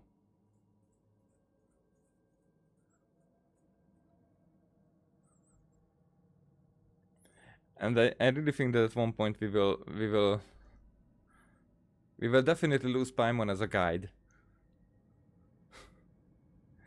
Not as a character in the story, but as a guide. We will have to lose her. It will be a sad moment, but everybody will rejoice. Barbados is keeping secrets. That's so that was so funny when they interacted with first time with Zhongli. They were having so much fun talking in a way that no one else has understood. Aunt Alice, I didn't realize you'd personally conducting the trial. Well, since your mother has to recuse herself, who better than I to put your abilities to the test? I have prepared quite a riveting new performance just for you two. See? We see. Defeat them in battle. Prove to me that you have what it takes to achieve your goal. Swashbuckle your way to victory like gallant fairy tale heroes. At this point, Alice's voice is more annoying than Paimon's.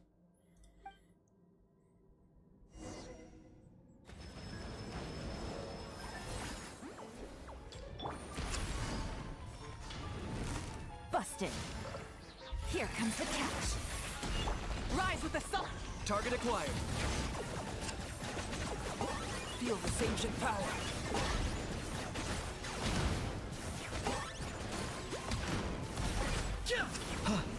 Shadow of the past, mine to command. Suffer the wrath of Aethelin! Shoot him! Feel this ancient power.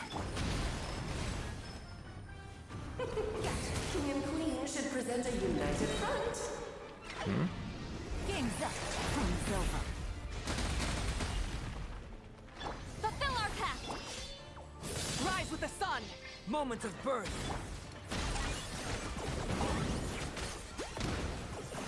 Live!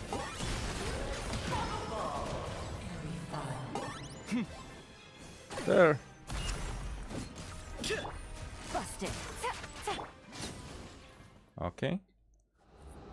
Second phase.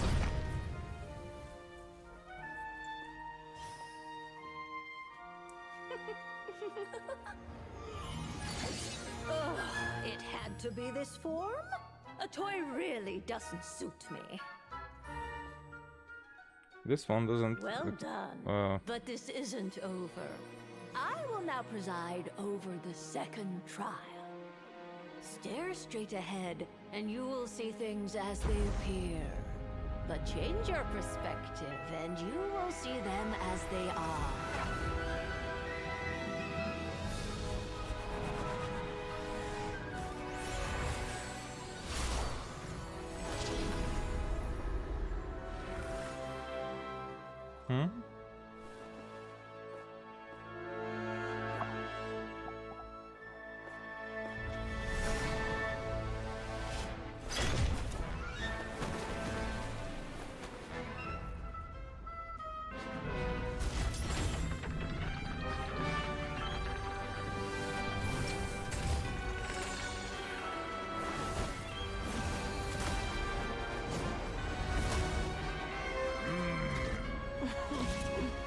The trial awaits.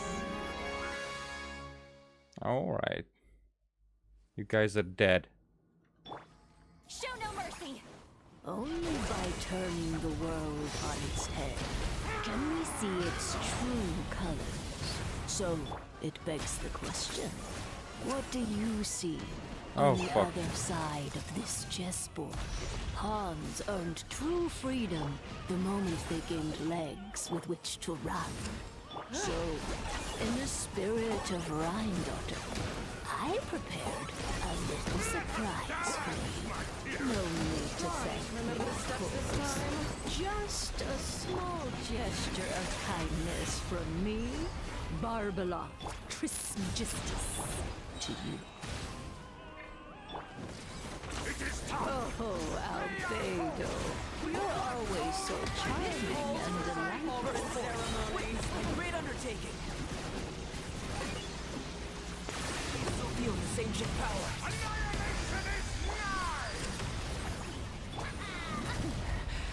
Okay, Yelan is down. I was expecting that.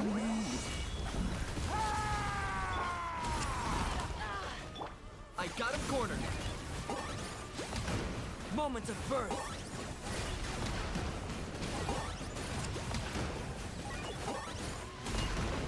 Okay, you're getting close. Try to remember the steps this time. Revi, fulfill our pact! Oops! Moment of birth. I thought I had it memorized. There. And The you. final act is upon us! There. Eee.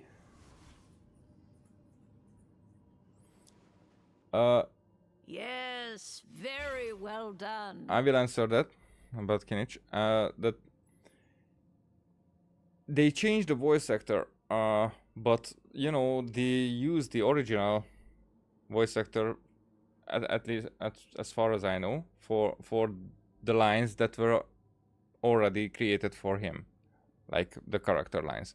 So in the story, when he speaks, it was in the previous quest in Atlan, when he speaks, it's a different voice actor and it's so much worse. Unfortunately. It's like a very stoic. I mean, you... May it could be that you're right. I mean, I did not check if Kinich's original voice lines have been changed or not. We'll check it out. Oh, they've grown up so fast. I'm so proud. Really? Well then, I'll leave you to debrief the others about today's events. Huh? You're leaving already? You did marvelously today. I'm thrilled for both of you. And should you feel the need to gloat profusely to that student of mine so she knows to up her game, be my guest. Lovely tea party. But that'll do me for now. Until next time, my dearies. You're just going to up and leave? Barbie? Barbie? You'll have to forgive Barbalov. She's always on the move.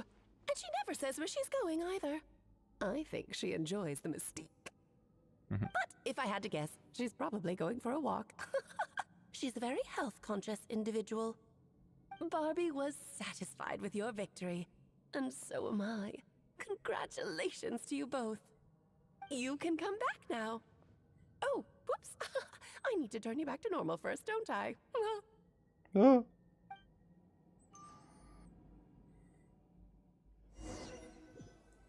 I mean, You're finally back! Great job! You made it all look so easy! I would like it better if he would try to mimic his father in that regard, because I don't even think that he is try. It's like he got the script, he read it once, and it was okay for him. I mean, if those weren't the first tries, but more like that was the best version that he could speak up. I mean, the new voice actor. Oh, then that's awful. Then this is not a job for him. And I'm rarely that disappointed in a voice acting. Wow. Nice to have you back safe and sound. Now time to relax and switch off. You've earned it. I mean, for example, listen to Alice's voice actor is like one of the best. I was saying that the voice was annoying about that one sentence, but you can hear out of the out of her voice that she is like, first of all, enjoying it, and other than that, she wants it to fit in the situation where she is talking, and that's the that I'd argue that's the more important part, because you know, if you don't consider how your sentences will be fitting into a conversation, then the others are talking very passionately, and you're there just saying your lines, and I hope that it will be satisfying for others to hear, and that's awful. Felt pretty good to beat the trial. Once you've rested up, let me know when you're free, and we'll head to Dragonspine. To deal with the Dragon of Dragonspine, right? Right? Indeed, the sooner we deal with Durin, the better. Go to Dragonspine. So we will kill Durin right now. Alice, say something. Are you okay? Nice to have you back safe and sound. Now time to relax and switch off. You've earned it. The thing is that we're in this freaking spot where the Imaginarium Theater is, and I will not be able to make pictures here. I am. I take it back. We're gonna make pictures.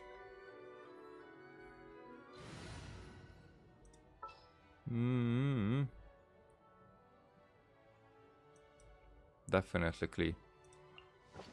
Ta-da! Klee's here. Who else fits there? I don't have Albedo. That would fit. The old ones. Well, Venti. Ready for a rehearsal? Who else?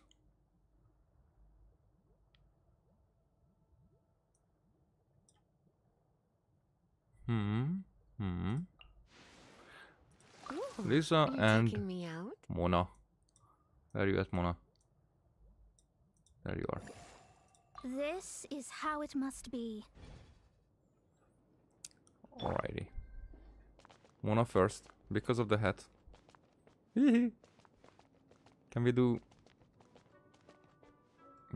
like this?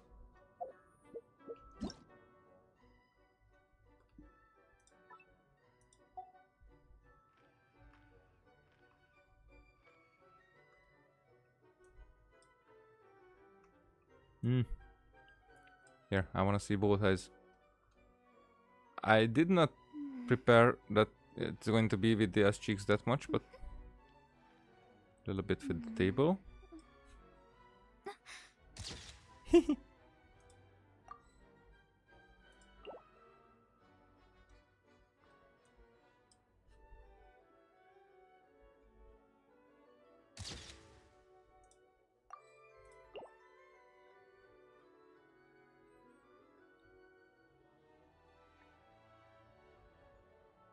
Fate is I mean, I don't. for it cannot be changed. I don't know what you Nor can it mean. be I don't reversed. know. I don't know what he sound. I did not change character. Oh, sorry. Unintentional. Klee. Hey, mommy. Ah, yes.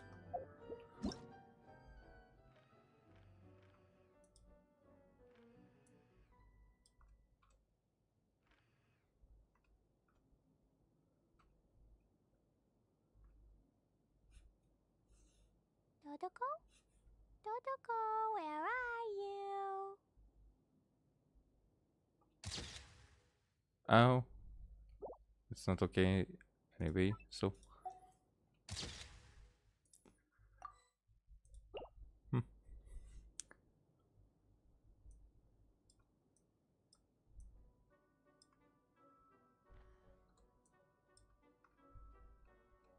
Explosion inside city wall. Cute as fuck. I agree. Be thy woe. Explosions can hurt people. Jean can be No, not you. dreadful.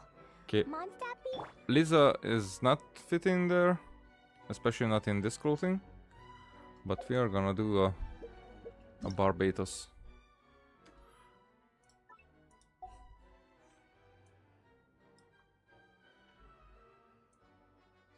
A one-eyer.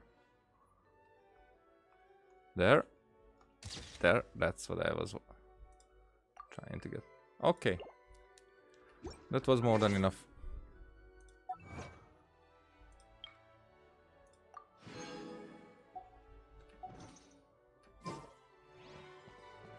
Where do we go now? Head to Tevat. Okay.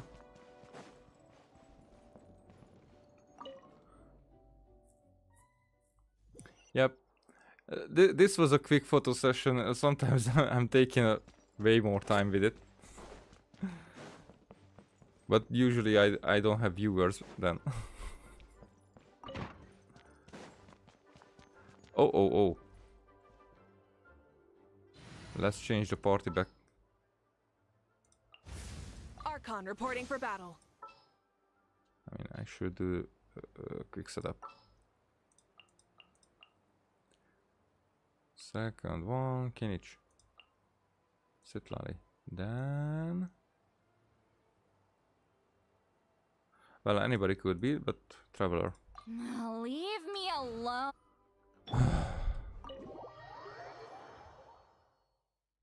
I mean, we probably will not have another fight because the weekly boss has been finished, which is probably going to be more difficult when actually the weekly boss not in story mode.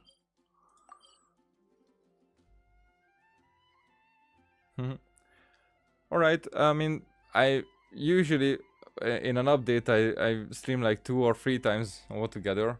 But sometimes I stream very sometimes I stream other games. If you jump in other times, we can have a talk. It was a good talk with you. I liked the Rising. Have a good sleep. And see you next time.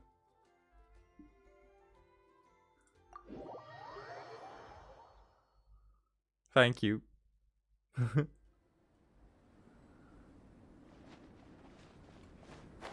There, let's kill Durin.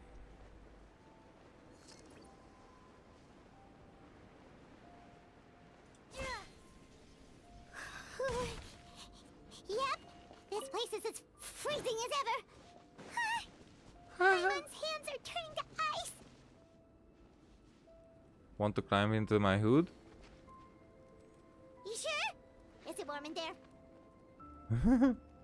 It should take the edge off and it might improve. Fuck. Okay, so I read that it was there long enough to read. Definitely.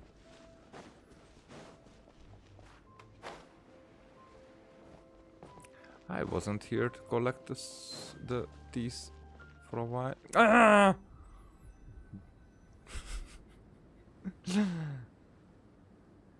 Yeah, good night. We've arrived. Sorry, Paimon, I have to get to work now. Still beating away after all this time. Yeah? Leave it to me. You two, stay on guard. On guard?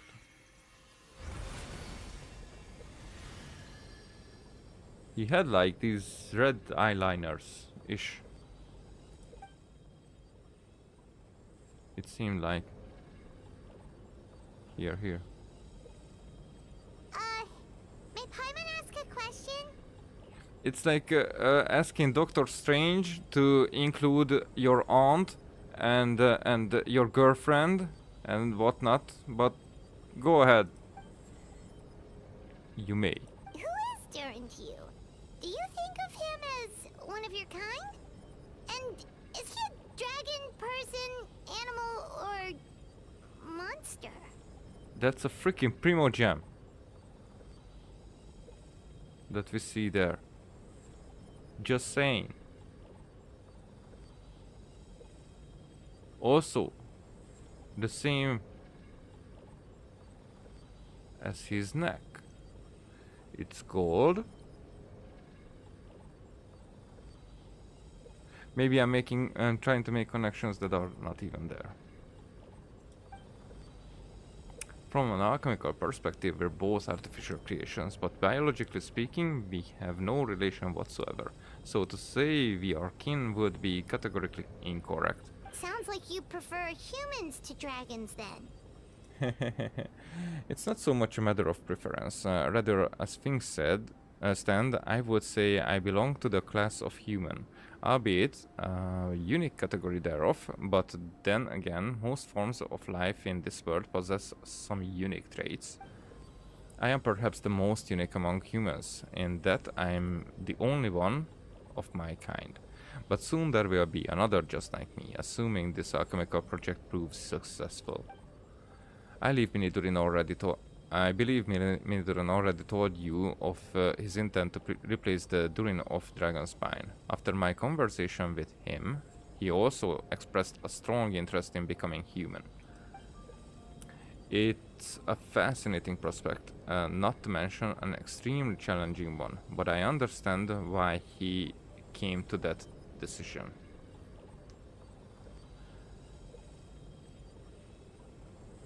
The thing is that Simulanka was a foreshadowing of the happenings during this Natlan era, during this year. And with the Durin storyline, it was that the big, scary, vengeful dragon was turned into a friendly, small one. Now, even though but that was like a mechanical one, and the small one was like a living one. One was an imperfect creation, and the other one was a living creation. Now, that is happening now. However, who helped in that regard was the Wanderer. Everybody thought that the hero will be the hero, but the Wanderer was the hero. Eventually. So I'm trying to figure out who plays what role in this actual reality Genshin reality where we are doing this right now. Okay, so do you see this as an act of creation? Well, understood in the broadest sense, this project deals with both the past and future and stands to profoundly impact many lives. That primarily is what makes it worthwhile. Helping Minidurin become who he wants to be is a secondary consideration, though still a meaningful one.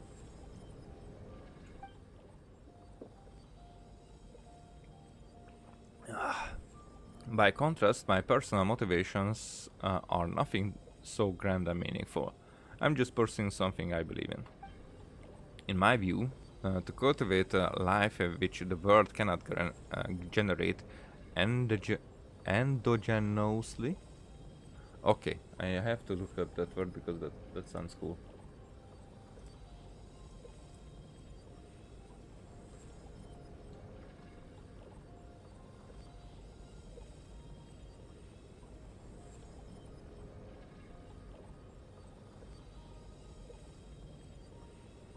Having an internal cause and origin.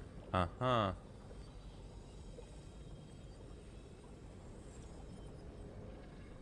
Okay. That's a word I never heard of. Whatever aids life in attaining a greater level of perfection improves the world by doing so.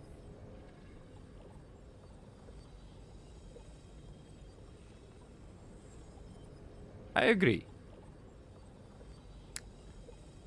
I consider and I agree.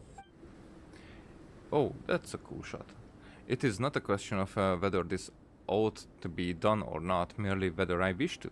The alchemical enterprise is concerned with deciphering and comprehending all forms of knowledge. That is the path I walk. Of course, that's not to say that this is just a science experiment to me. Anything that affects Mondstadt, I approach first and foremost as a member of the Knights of Favonis. Does that answer your question satisfactorily? Well enough, thank you.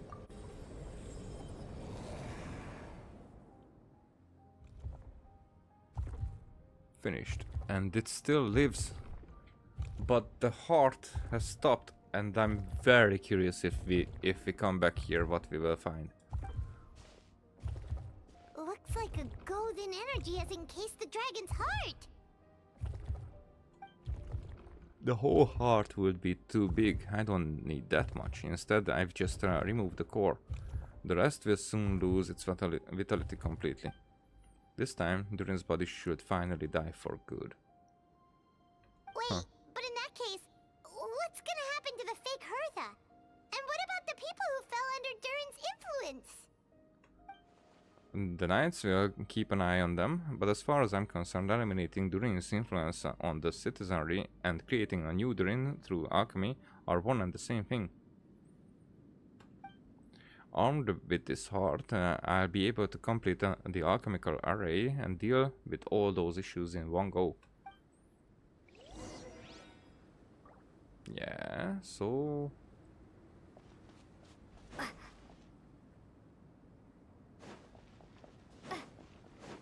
Now that is interesting. Do we have more teas? There were more teas around, right? Hey. I got him cornered.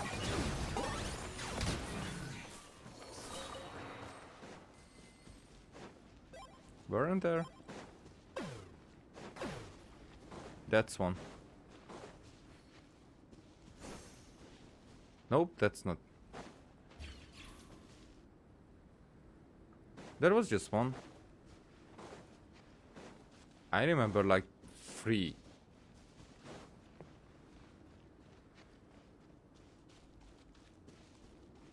But I am old. My memories are not the same. That massive rock that once looked like a heart has lost its power and descended into a solemn silence. Oh no, it won't be able to absorb any vitality like this. Let's just go report back to Orban Pitine.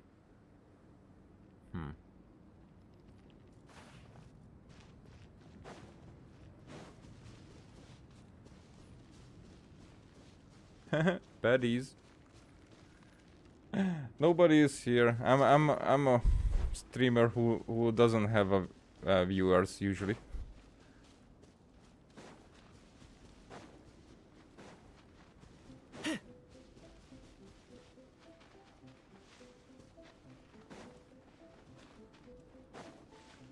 So there wasn't Mortis, whatevs.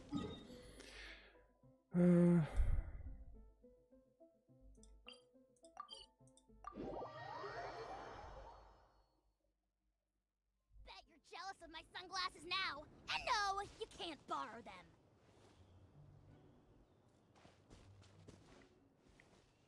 Wait, he was right? No, that's the original.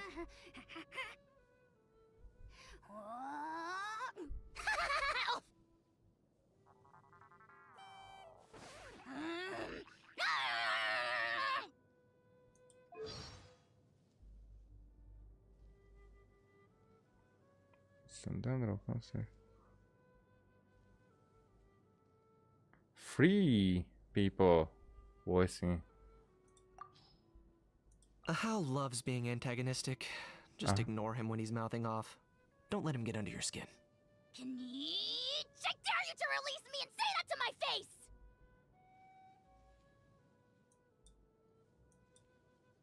I'm not the friend to come to for words of comfort or encouragement. But when it comes to weighing the costs of your actions, ask away. Are you running? You... No? Locked on. Target acquired. I got him cornered. For the Lord of the Night. Claim these souls. I'm not the friend to come to for words of comfort or encouragement.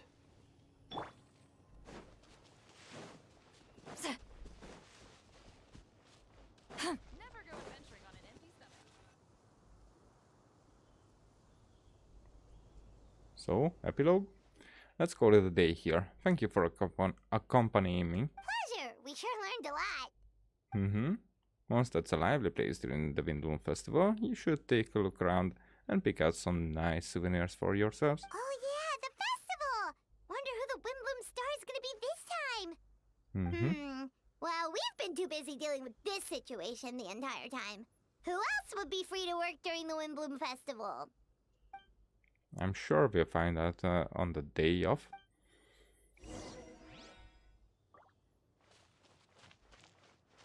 Two days. Alright.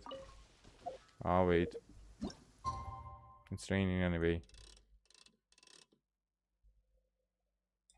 Well, whatever time works.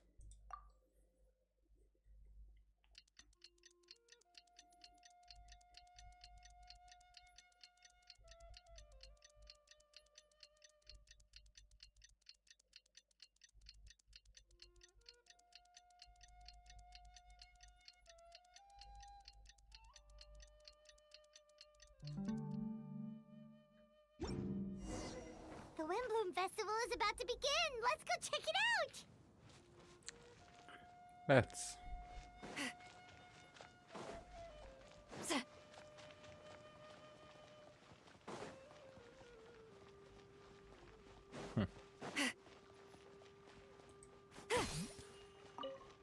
Well, you were the one who did not fly away, so I gave plenty of time.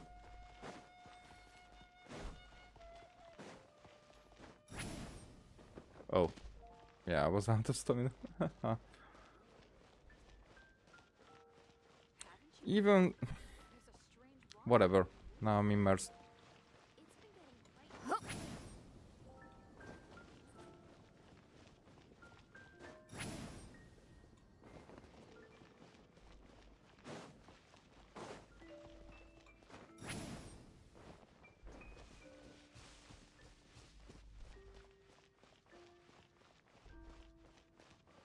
Return to the skies! Almost there.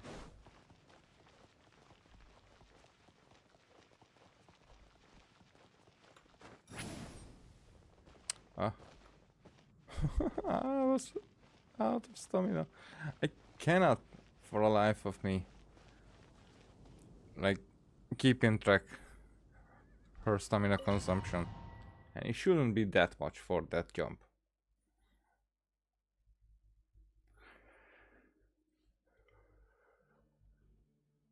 As you all know, during this year's Windbloom Festival, the people of Mondstadt have banded together to defeat several waves of monsters that try to invade our city.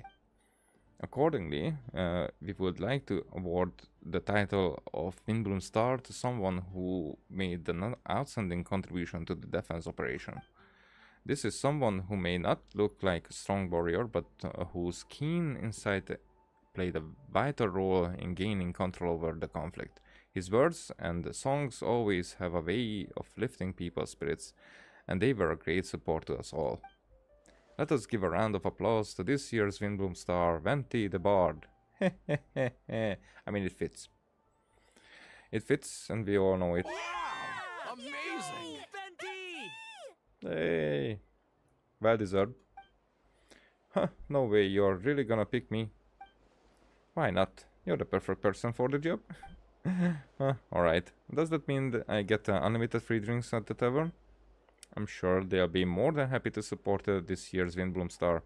If you'd like, you can even take a drink while you give your acceptance speech to the crowd. In that case, let me swap out the speech for a song. Everyone, the best bard in the land is about to begin his performance, so don't go away, gather around and lend me your ears.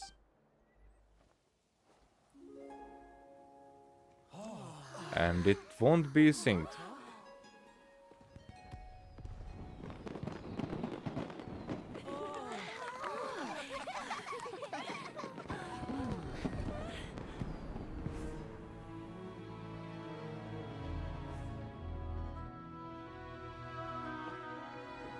Watchful Protector. I hereby exercise the prayer of formation.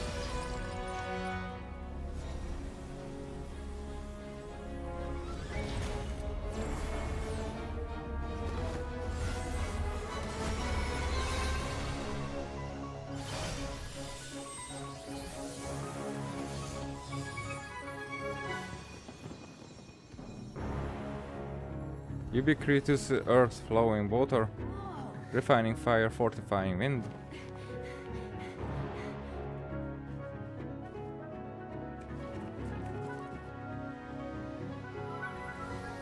Traverse the 18th worldly and 20th passage.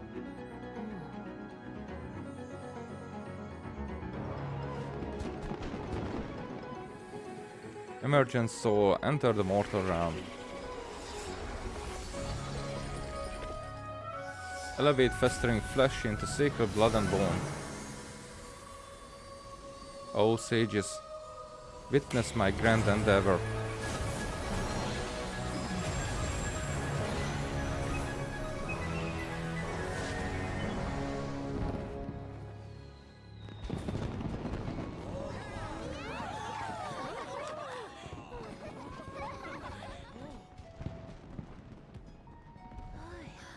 But let us see. And don't let it be an NPC. How was that? Not bad, right?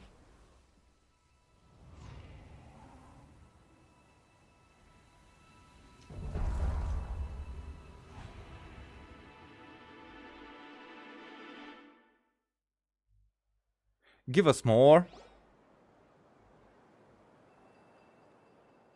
There were wings. How did everything go? Very smoothly, I'd say. We achieved our goal. Really? So Mini Durin looks like a human now? Well, mostly. Correct. However, his newly formed body is still stabilizing. We should give him some time. Incredible work, Albedo. I graciously accept the compliment. It really is rather remarkable what we've accomplished. I mean, I kinda just realized it. But yeah, that was quite a success. So, how do you feel right now? Quite good. I did what I set out to do and achieved a personal goal. I think even she would have made a rare facial expression had she seen it. She? Rheindatter. My master and mother, Gold Rheindatter. A long time ago she sent me to Mondstadt with the instruction to complete a task of monumental importance, to find the truth of the word. I had a theory about what she meant, and in time I was able to corroborate it. Sure enough, finding the truth of the word basically stood for getting alive. Get alive. That might be easy for most people, but for someone like me, it meant doing a lot of learning about a lot of things. I had to find out about myself and the world around me, get to know me, and get to know other people. Life is the space that exists between me and the world. To become truly human, I had to inhabit that space. So, for an artificial human, finding a life is, in some sense, equivalent to finding the truth of the world. So that's what she meant, huh? Well, no wonder those monsters wanted to infiltrate the city and replace you. They wanted your life for themselves. Being alive is just exciting. It's just existing. Haha. But I was right as well. I'm just saying. But having a life is what makes you truly a human. I think that's the message she wanted to get across to me. Still, I found this whole series of events has given me new inspiration.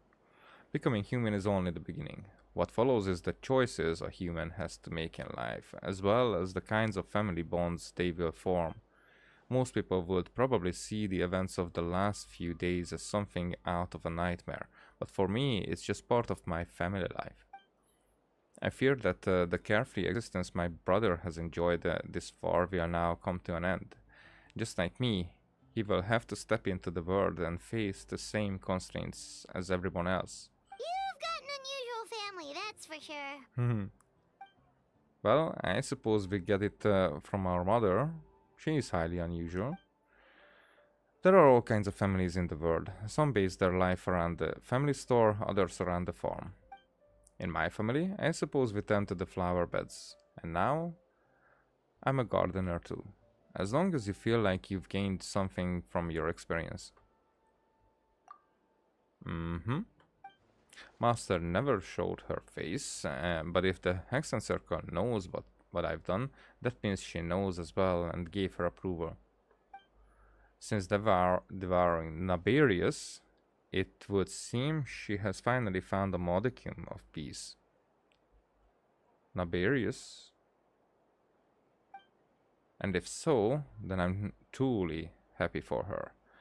She didn't always have a penchant for madness, you know. Penchant? I think. Devouring Naberius?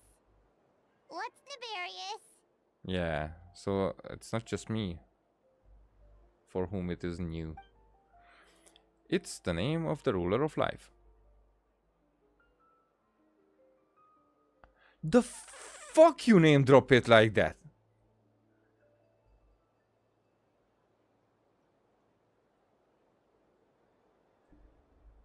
Jeez.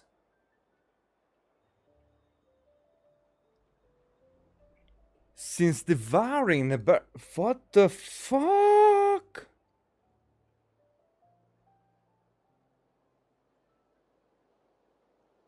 Rhindater devoured a shade. Rhindater devoured one of the shades.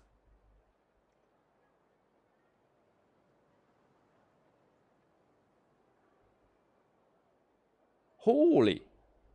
What? Okay, I wasn't the only one. That's huge.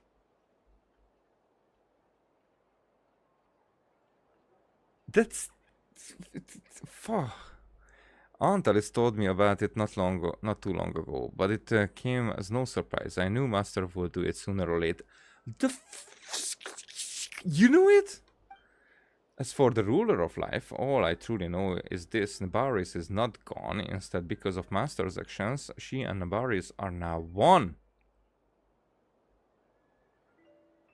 Nabaris. I will have to learn that name. But that could have happened with difference. So devouring is...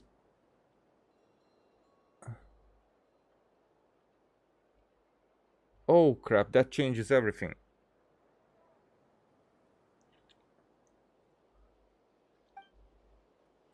In any case, thank you so much for your help during this ordeal and for choosing to stand by my side through it all. Of course, that's what friends are for. Paimon took the words right out of my mouth. Hearing you say that means more than I can say. I make sure to pass along the sentiment when I report back to Master Jean. Oh, so you're heading back to headquarters? Well, good luck with the report. Thank you, I get going. Bye.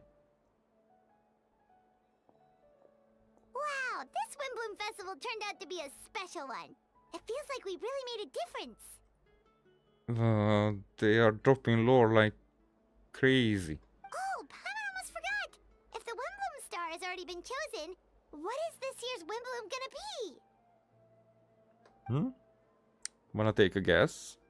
Venti, you're back. Well, I couldn't keep my two dear friends in the dark about this year's Windbloom now, could I? What do you think of the Cecilia? It's quite fitting. I like it. The true feeling of the prodigious sun. A sentiment of sweet and warm as a gentle spring breeze. Perfect for the season. Petune, give me your hand. Huh? The mages are very pleased that you and Albedo managed to pass their trial. Albedo received the materials he sought, so you deserve something in return as well. The Hexen Circle wants you to have this. It contains something entirely one of a kind, a secret of sorts. When the time is right, it will reveal itself to you. So no need to open it right away. Wow, a gift and a mystery all in one. The mages sure love their secrets, huh? Uh-huh. According to the sender, you are probably the only person who could make use of something like this. So I suppose it belongs to you. I mean, that's probably a Primogem. Alright, thanks. Ah, well, all I did was deliver it. Although I did go to great lengths during this whole ordeal, I suppose a reward for my efforts wouldn't be out of the question. You've helped a lot, Venti. How about we treat you to a drink? And a wink? Really? I hold you to that, you know, no going back on your word. Of course, Dad! Let's go to the tavern right now! Right now. Haha, music to my ears. I'm so happy I could fly. It's like this festival was made for me or something. When no love remains for the songs to tell, the world becomes naught but an empty shell.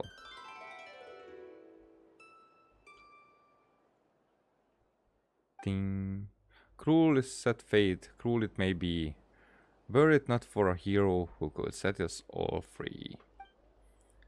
Through shadows so cold, he sought wisdom untold, chasing a fragrance the wind only knows. Thus wistfulness waned and faded into night, and as he stepped from the darkness and into the light. Yay! Now that happened, and it's a 4-hour stream. That checks out as well.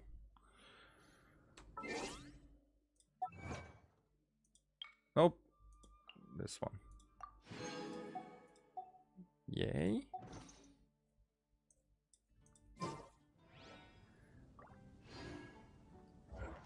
Then we have one of these as well. Cool.